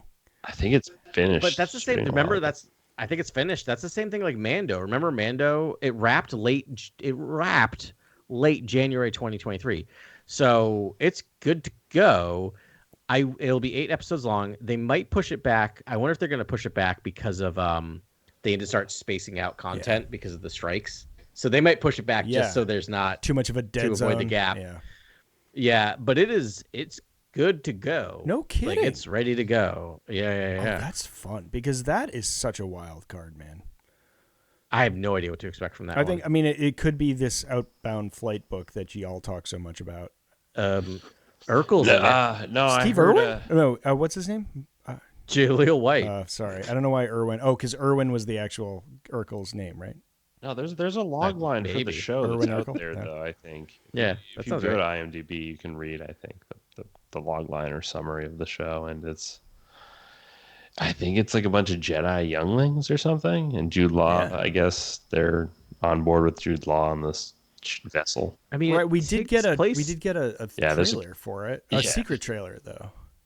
We did. We had to watch a pirated version of it. It's the same time frame as The Mandalorian and Ahsoka, so it is part of the mandoverse. Oh. So I'm wondering if my thought is they're going to be force sensitives is my guess. Wow. They did reveal him having a lightsaber, right? I think or something. I still think he's not a Jedi. He's force sensitive. He's force sensitive. He used the force. Yeah. That's right. Oh my gosh. I still it took 3 of us, but we got there. We got there, but I still think he's not. I think it's gonna be. This is always my gamble with everything. It's magnets, but I really do think it's gonna be a play on. I think he's gonna be a rogue. Obi-Wan, I know, but for like a funny character. But I think they wouldn't. I don't know because why would they do another freaking Jedi again? Enough with the Jedi in this time period. Why did all of the Jedi survive Order 66? I'm kind of getting sick. Hot take. I'm getting sick of so many Force users in this time period. I'm the exact opposite, bro, because it just makes sense. It's a giant space. You can't wrap your head around it. Yes, we focused on a few, Caleb Doom, Ezra Bridger, Ahsoka Tano. But like, it just makes sense. There's more. I mean, and we know from Obi-Wan there's more. It's a giant galaxy and people can disappear. So like this actually makes me happy. It makes the galaxy feel bigger where it's like, no, there was this other rando, Jude Law, that's, force sensitive, and he was able to just disappear for a while, and now the Force has brought him forward to carry through with this heroic mission. That's cool. I don't like it. But they'll do it. They'll do it great. But here's the thing, they'll do it great and I'll like it. Does that make sense? Like, what always is like, I'm not excited by the premise, but the execution is, I'm always like, I'm on board now. Like, you know what I mean? I've come to expect that from you, Adam. I always expect that because I always said, like, Obi-Wan is always the example that proves the rule for me of just like, I was so down on that. I did not want it. I did not think we needed it. I did not want to see Obi-Wan and Vader cross blades again. And now that movie is important canon to me. Right. Yeah. Or that show. Yeah. Yeah. I mean, I don't know. It did feel like, in the original trilogy that Jedi were quite rare, and that Darth Vader practiced an ancient religion. Like it's weird that so many Jedi survived Order 66, but it's also fun to explore that. Maybe that's the next show we get, something that actually explores the path and how a lot of Jedi got out and all that stuff. So I would love something like that. Yeah. What does it mean for the new Jedi Order movie, that there's so many Jedi out there, like how they're all going to be very old. They'll all be like Obi-Wan age if they actually survive Order 66 or dead, or it's the next generation. But like, so what does it mean for that? If you're looking from like inspiration from the oldeu, as much as I'm griping about this, they did a lot of stuff of just like, one of the people in the X-Wing books happen to be force sensitive. Luke trained him. There's Kyle Katarn. There's enough of them floating around that by the time Luke started his school, similar to what we saw in the book of Boba Fett. Yeah. For some reason, similar to what we see is like there are other teachers, right? That Luke helped kind of like get them over the finish line to being Jedi, right? Who are force sensitive and were like close enough. And there's a moment in Rebels, which we'll come back to, where like I got choked up where where Caleb Doom or Kanan gets knighted, right? In a vision. Yes. It's a wonderful moment. And I think we're gonna get some of that where like who knights? Is that by the Luke's temple never guard? knighted, Temple guard's right? gonna Like kill him or something, and then yeah. And I remember all that. It's an amazing moment. Yeah, it was a big test, and Kanan passed, and he knights him, and it turns out to be the Grand Inquisitor. Yeah, the temple guard's voiced by Jason Isaac. It was such a powerful moment. It was like, this is what amazing. You need to continue on. It's like, you are a Jedi. I mean, he's really a Jedi master because he's taught Ezra beautifully. Yeah. And we get some of that with Luke, right? We feel that Luke got that. He passed the tests that were presented to him by, Ben and Yoda.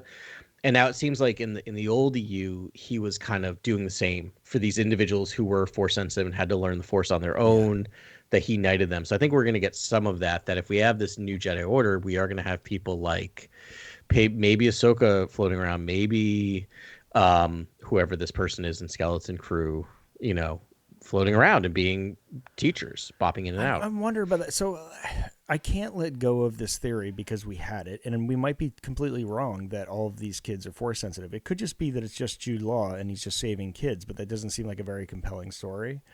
My betting money is that the kids are Force sensitive, and that he is taking him to Luke's first school. Like, these are going to be. That's a great idea. He could also be a Force sensitive saving Force sensitives. That would be that would be cool. Yes. He's not a Jedi. The antithesis of the he's kind Inquisitors. of a pirate. He's lived a kind of scoundrel life, maybe, or something. Whatever is fun for Jude Law to portray. But it's like to me that's so fun and so beautiful. If it's like I have to save people who are hunted by the Empire, because I was hunted by the Empire in my youth, and therefore I took dark turns and whatever became this sort of swashbuckler. Yeah. So. Or I kind of see it too, or is it similar to Kanan's story, right? Where he is, I mean, Kanan's not really a scoundrel because when we meet him at the beginning of Rebels, he's just part of a rebel cell. But similarly, in terms of like maybe Jude Law's character, old Force sensitive, hiding, repressing his powers, taking the life of a scoundrel, or import export or whatever he does, but it's import exporter.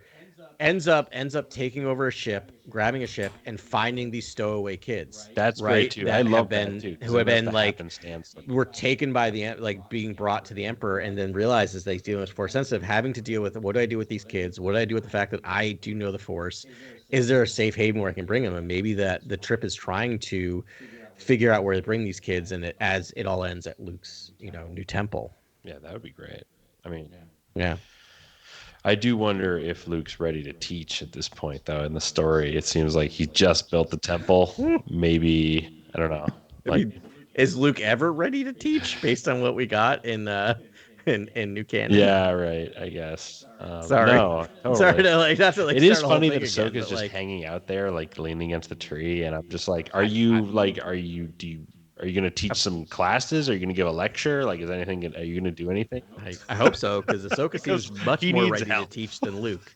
Yeah, he needs He actually does really well with Grogu, but it does become old samurai movie where it's like the sword, the ball. I mean, for all we know, Luke was a great teacher other than his nephew.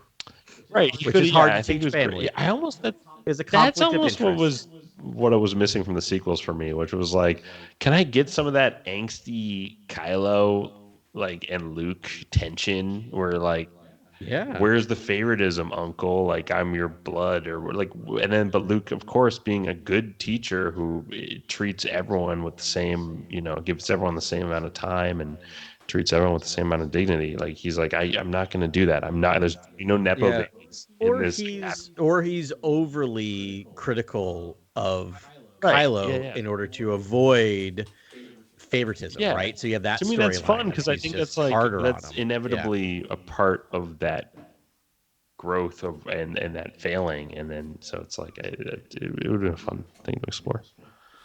Just the student dynamics. I hope they do get into it. I mean, in the new Jedi Order, we're getting student dynamics. It's going to be that entire, almost like Harry Potter is an IP that I've sort of lost interest in over the years. And it's so exciting now to get a new sort of fantasy, academia sort of school based. I love that idea. So. It's still wild to me that they're doing it as a movie, which I'm excited about, but I'm like, Do you want that to just be a series that goes like 7 to 10 seasons? Like across media, like the temple and every different medium, basically Rey's temple. Right. Yeah.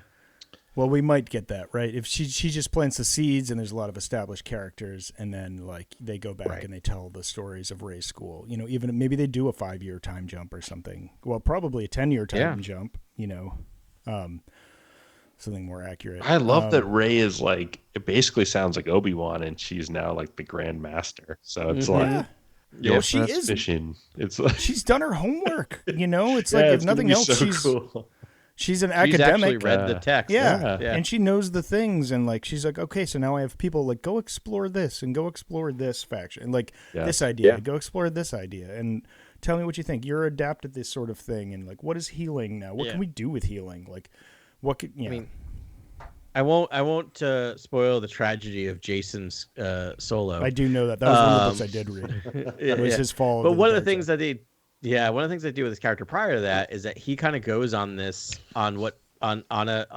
vision questy type of thing where he just experiences all other cultures' relationship with the Force, which is one of the things I love. And I feel like Rey would have been a person who went out and went to like all these other cultures to figure out how they commune with the Force. And that's one of my favorite things that Zahn did in the new Thrawn trilogies is exploring the Chiss's relationship with the Force, right? And how that culture specifically uses the Force in only young people, only as navigators. Also very Dune-like. Yes.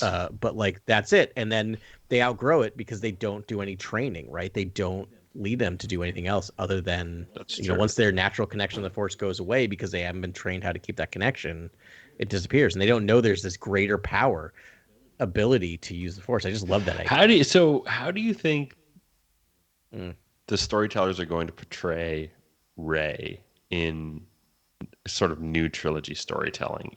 Is there going to be a tinge of Palpatine in the character, in the blend, no matter what? Or do they sort of let Rey be the lawful good? I think they're going to make her lawful good.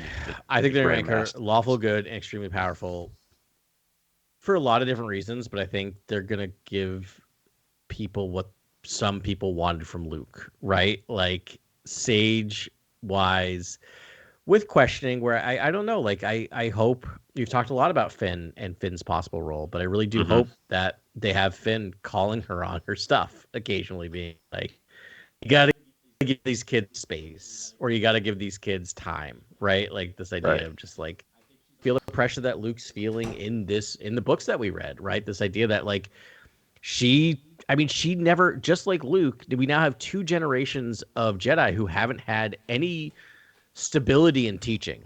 So like it's wild to think about this as a person like generations removed now from the Jedi Order, having to figure out how to create a school and teach. And I feel like there's gonna be like crisis of conscience in these films, or just this ability of just lack of confidence of how to teach. That's my thought. Fascinating. Yeah, that would be great. I like the idea that she, in being all the Jedi, she is sort of the one light of the temple and all of that sort of stuff. That idea is fantastic. Could they do that to the Bene Gesserit? No, what's it? Idea of just like Bene Gesserit are. But in terms of the fact that the matron women can access the memories of all that came before, right? Yeah. Like that's the whole thing of like they could do that with Rey, that she communes with all these old Force users. That would be so great, dude. Yeah. And she could train other people to do the same thing. Yeah. So it's something that's carried on. I only wonder, do we get another Bloodlines moment though, or people are like, oh, you're related to their emperor, and it's like a sort of. I hope not. Again, Rey, I hope that doesn't happen. We don't need that. Like, it's not big swings. Probably Hollywood would look at it as big swings, but I just like think we need fresh. We need like some fresh ideas, and like her communing with the past and teaching others. This is a new, like a lot of new Force abilities that Rey has unearthed that changes the whole landscape of the role of the Jedi. And we know that the role of the Jedi has changed over the eons, and it takes on different things. And it's like they're not going to be defenders of the galaxy, but they're not going to be the Force police. like, what are they now? Are they like, is it really, maybe that's the parallel. It's back to the origins of the Force. It's just sort of like, we're just really going to dedicate ourselves to sort of like what the Force wills. And, you know, this very Ahsoka, very Qui-Gon sort of doctrine and getting, like, I don't know what it is, but like they need to turn the page and do something new, like create a new role for the Jedi that we haven't seen before. And by need, I mean, that's what I hope for. Yeah.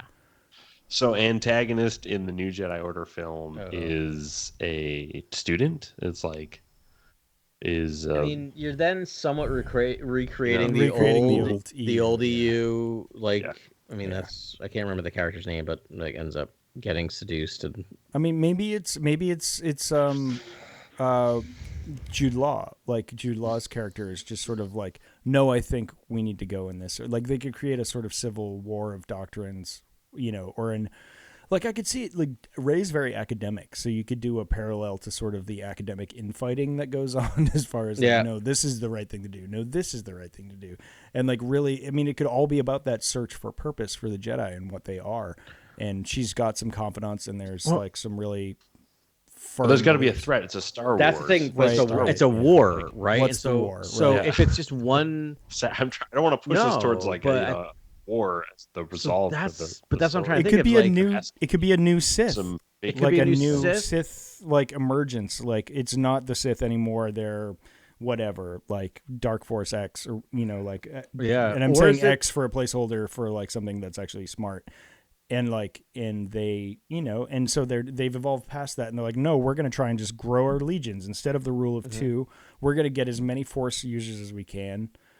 And I know you're bringing Daisy Ridley back, so she has to be like, "There's a darkness like rising," or so. You know, like you have to do some sort of line. That's just or is like it the New Republic? Butts and seats. Is the New Republic the antagonist? Because we don't know who's running the New Republic right now, right? We don't know. Like, maybe Mon Mothma's assassinated and someone else takes There's over. A Bothan running it, right? Yeah. Who wants to conscript the Jedi to be their soldiers, and there are wars that get sparked, right? There are battles that get sparked between the Jedi and the military, and you get to the point where obviously it'll be resolved, and I'm not saying that they'll turn into the Empire again, but there will be the resolution of just we need to separate, I don't know, church and state. Yeah, that could be the thing. I like the idea we sort of flirted with about 100 episodes on Core World News, where Rey herself might be the antagonist. Yeah. Where it's like she's, you know, she has there's this other dark force that's like calling to her all the time, and maybe I don't know, maybe she's worn down by political infighting and dabbles in the dark side or is possessed by a dark spirit or something that takes or releases a dark or it's selfless releases a dark spirit. Just to destroy the darkness in a way that maybe causes her to get Palpatine eyes or something. That's an homage to the whole she's so obsessed or so worried about her lineage that she goes through some type of like through this quest of finding other things, a cleansing technique that really just releases an Abeloth type. There you go. Right. That was it. That was your idea. Guys, where they separate her darkness into a physical entity. Are you talking about the mirror world? I wanted it with Luke, where I was like, remember, what if Snoke was like, if Luke separated out his dark side nature? And like, I always thought on like some mirror planet where like it's very somehow gets trapped there, and then like the Empire finds it and mines it out. I was like, this is ridiculous, but it was a crazy. You could do it and then still have them rejoined at the end with the understanding that we need our dark places as well, and not in a Grey Jedi type of way, but that allows us to know where we don't need to go. Right, our temptation allows us to feel to know what good is. Right, if we can see the evil that we want to do. Yeah. Right. Yeah. Guys, I don't know why. What if you just bring another man in? What if you bring another like love interest for Rey into the mix, and it's like a big attachment commentary again? Love it. In a way that's like Kylo's dead, but he was evil. This is a good Jedi character. Finn maybe becomes a Jedi, and it's all about the Finn and Rey maybe relationship you didn't get in the sequels that you thought was going to be part of the main primary story, and that or just another character, and it's like it's just commentary on like what attachment is, because like we don't get I don't know, it's just we get it in the dyad, but it's kind of like rushed, and it's kind of like not doesn't really harp on the Anakin. You're speaking my language. Yeah. Padme stuff. Regardless, that needs to be central. And all that stuff. It doesn't really do all that. It needs to be central. I've said numerous times. Yeah. It needs to be central to what they're. If you're not going to address. Yeah, almost like central to what George was trying. George was like beating around the bush, and it's like someone almost needs to go in there with a scalpel and be like, here's the different forms of love and attachment, and here's how it can be unhealthy, and here's how it can be healthy, and here's how it can tear relationships apart. Here's how the galaxy can be torn asunder by something as petty as this, or something, like things like that, and why the Jedi are truly afraid of it, or whatever. It's going to be exciting. And maybe the stigma of it being, over, I guess, zealous, right? It's like, why are the Jedi so against it? Let's examine that as well. That's. I will argue that Anakin's argument for why love is, or why attachment is central. Important to Jedi is central, is not wrong. I think it's because, again, he was in a sect that did not allow him to voice those or feel comfortable talking to people that was the problem. Again, I think the attachment part works if you have complete honesty amongst people to have the conversations about what their feelings of attachment are leading them to do, because literally all of the prequel trilogy would not have happened if he could just go to Yoda and say, I love this woman and I have a vision that she's going to die. What do I do? What do we do together? Yeah. What do we all do together? Right. And then they figure out that's Palpatine, and then they kill Palpatine, and it's all good. Right. Yeah. I mean, so they could solve Catholicism pretty much, or if they solve Christianity, that would be a great mode for a new trilogy. Yeah. I think it. Yeah, but also Daisy Ridley is such an incredible actor, and then. I just think that you could do something really fun with just the Shakespearean qualities of Star Wars with her and another, a Jedi character that she's grown quite close to in protecting the galaxy, in being a guardian of peace and justice in the galaxy, right? The duo, maybe a Three Musketeers, maybe I almost love a Three Musketeers, like a trinity. I almost love what happens in the High Republic books with the sort of Elzar, right? Avar and Avar and Crystal and Elzar. I love that. I think that's a smart approach, especially in a trilogy, because each film can highlight one of the three characters. Yeah. And you can get the side characters to start, and then you can do Rey maybe in that third one again or something, if that's what it is. I mean, when I look back though at the OT, and when I'm reading this book, Darkforcerising and Heir to the Empire, it's like it's more than just the original three. It's like Lando, R2-D2, Chewbacca, C-3PO are all very much part of that, Seven Samurai. And I they're rarely together, which is, fun to play with because they're such strong characters, but that's the primary cadre, and they do things I'd love to see them dip into that whole 7-character large ensemble and then sort of play with that. The way Filoni's done masterfully, in Rebels. Still, So I think it could be more, because it's I just think that the trilogy is a little too reductionist for what it was, and I think they discovered Zahn looked at that and was like, no, it's really the other characters too, or maybe he just needed more characters to play with. But I mean, now that you're saying a trilogy, an episode for each of these three pinnacle characters, I just don't know who the third would be. The second is obviously Finn. Yeah. The third, I don't want to see a Poe Dameron movie. No, it wouldn't fit in this. Yeah. It wouldn't fit in the new Jedi Order. Maybe there's an Oscar Isaac, scene, but I don't think they use them right, but it's fine. Yeah. I mean, Oscar Isaac, he's a fantastic actor, but it's just this character is, I don't know.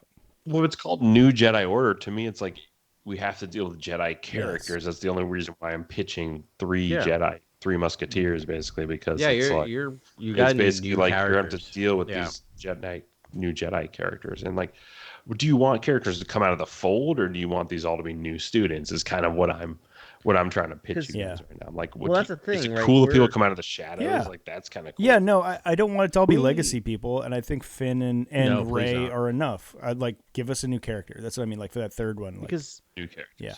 Right, we've give talked me a about, Talon card. I think they said what a 15. Yeah, there you go. It's like a 15-year time jump is what they're doing, right? I believe is what they said they're going for. I didn't read that. I'm but like, that sounds right, like a thing. If that's what they're doing, which I think they are, that means that they are like she could have classes already graduated, right? Because if you're getting like 10-year-olds who are force sensitive, they're 25 now, right? So there could be other like adult,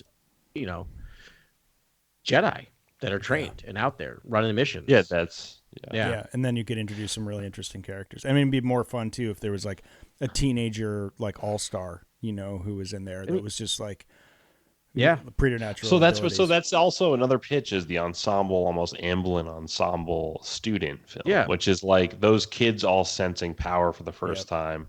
One kid clenching their fist, in the trailer, feeling the power, and then, the power being abused, like that, like the ideas of Jedi who are misusing the Force, that stuff. I can easily see that angle too. Like that's a whole angle. And then Rey is a professor. Rey's like, well, you could do a headmaster, like I don't. You could do it the X-Men style. It's a different. And then that wouldn't be Daisy Ridley being a center role again, which maybe that's what it should. Maybe she already did that. Therefore, it's like I will be this, leading academic at the school, like the head headmistress. I don't know, the Grand Master. Grand Master. You think back to was it 99, the first X-Men movie, right? Like you could play it off like that, where it opens up with like a mission with 4 or 5 Jedi. That's who we're following.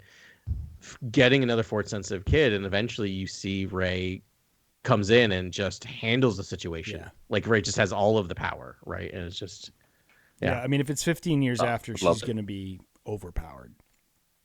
And that, like, if we know anything about the balance of the Force, that means that there'll be an overpowered antagonist, arriving.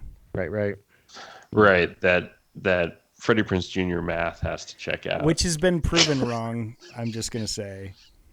No. We've done the math, and it just depends on how many points you give Palpatine. If it just, I don't know how you are evaluating certain Force users in that math. I don't. Nothing. Like, does Palpatine get like 5 points? Nothing. As a statistician, nothing starts ruining the Force if you start trying to bring math. Exactly. Yeah. How many midi-chlorians? Wait. Yeah, exactly. Let me count. Yeah. I need a midichlorian analysis, like Excel spreadsheet right away. I have another question for you guys, and even though we're getting on to 2 hours right now. Yes. And I'd like to say that like I'm worried about us running out of material, but it hasn't happened in 302 episodes, so I know. I don't think it's going to happen. Explain. Well, I will defend Bothans though one last time. Okay. Though, because they took on a Star Destroyer. They like threw 5 of their capital ships at a Star Destroyer and took it out, and it was but only over New Cov. Only like they never actually got their people on the ground in any other battles but New Cov. And this is 2 hours in. You're getting. Listen, all I'm saying is they took out the bad guys once. That's all I'm saying. In one strategic location. I'll take it. That's all. That's it. I'm just throwing in facts. It's dubious. Their commitment to the cause of hope is dubious. Okay, ask your question. All right, continue. My question is such a non sequitur, and it's gonna fry your brains. So steel yourself. What purpose does the First Order serve in the grand scheming of the Emperor? I don't know. I don't think anyone knows. I'm asking because I also don't know. So looking at this book, right? It's just like this constant back and forth, and the Empire's fighting for its life. But as they're like reestablishing themselves, like the fleet of the First Order was supposed to be the intimidating factor. They have the supremacy by itself is like a death machine, Yeah. And they have their AT-ATs are bigger now. And like the ATM-6, I think is what they're called. And like they have all this weaponry, and like that should have been the like, oh my gosh, there's this other force, and it's this burgeoning, I guess.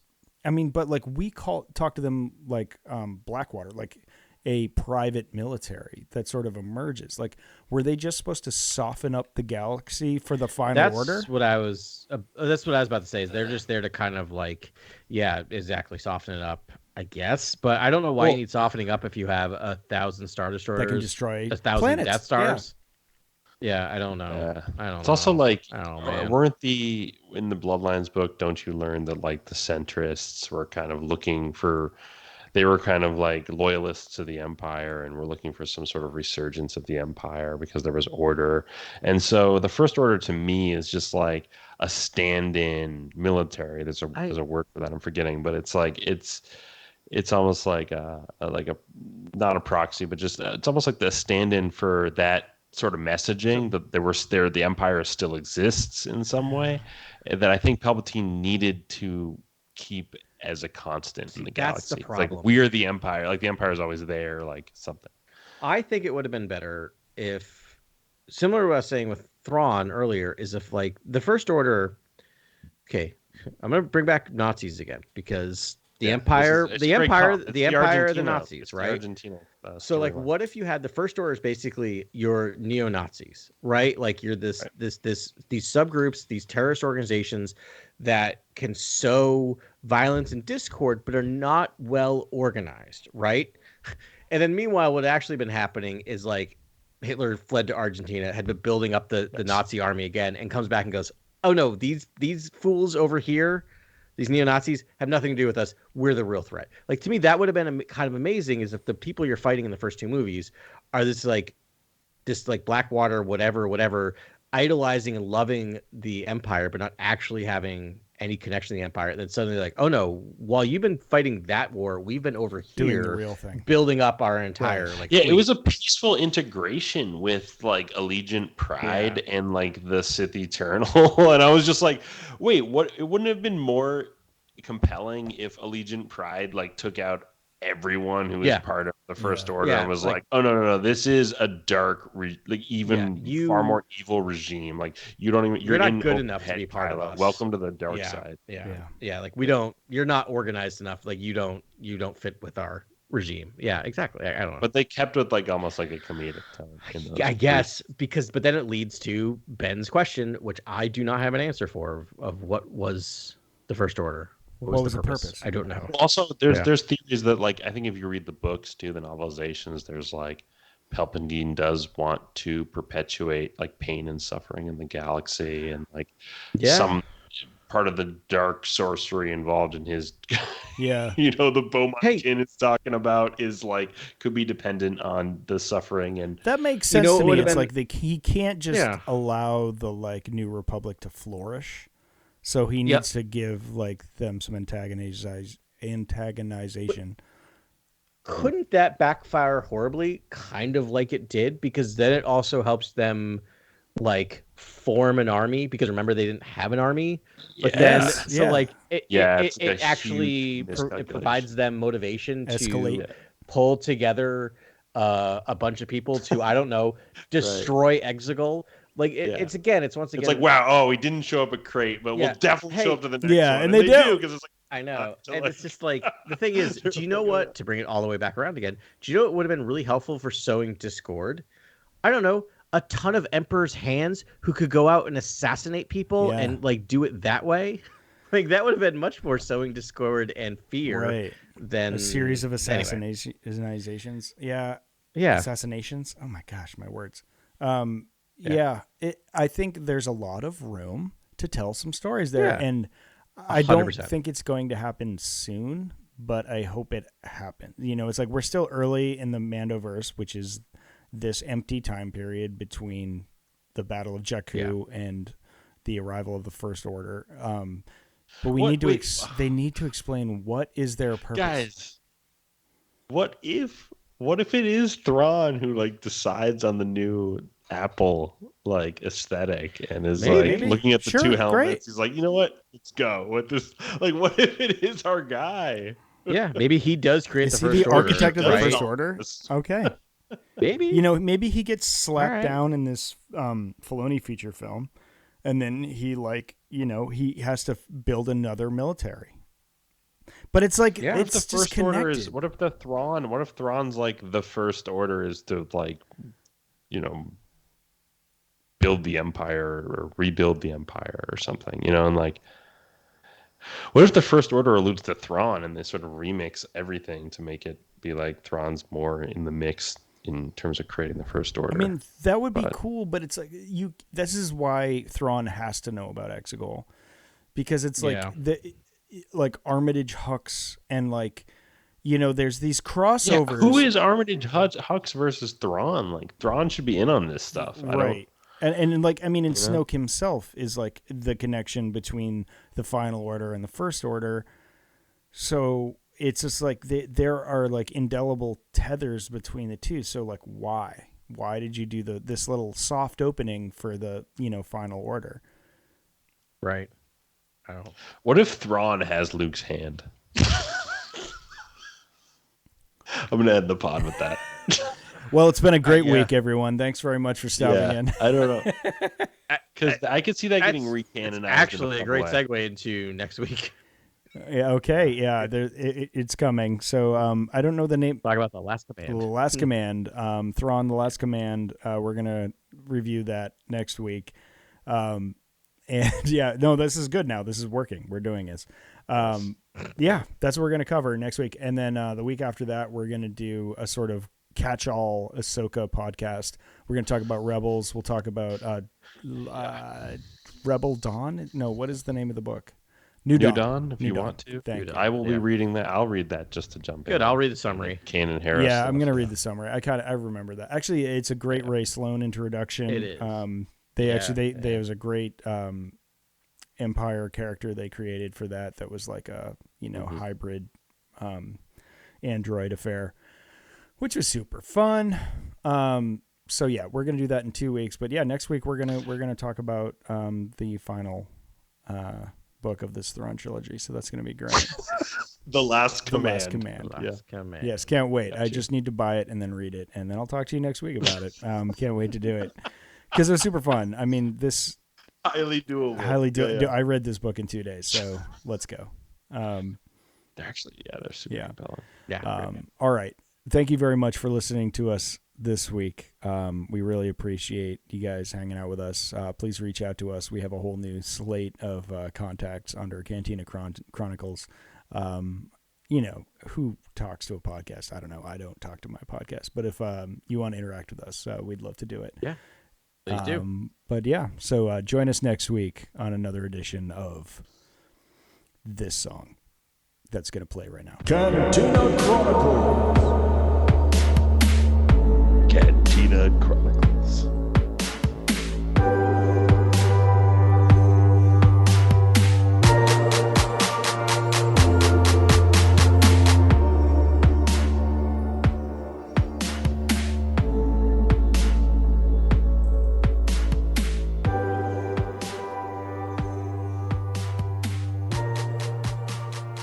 Yeah, you're all muted, so we're good.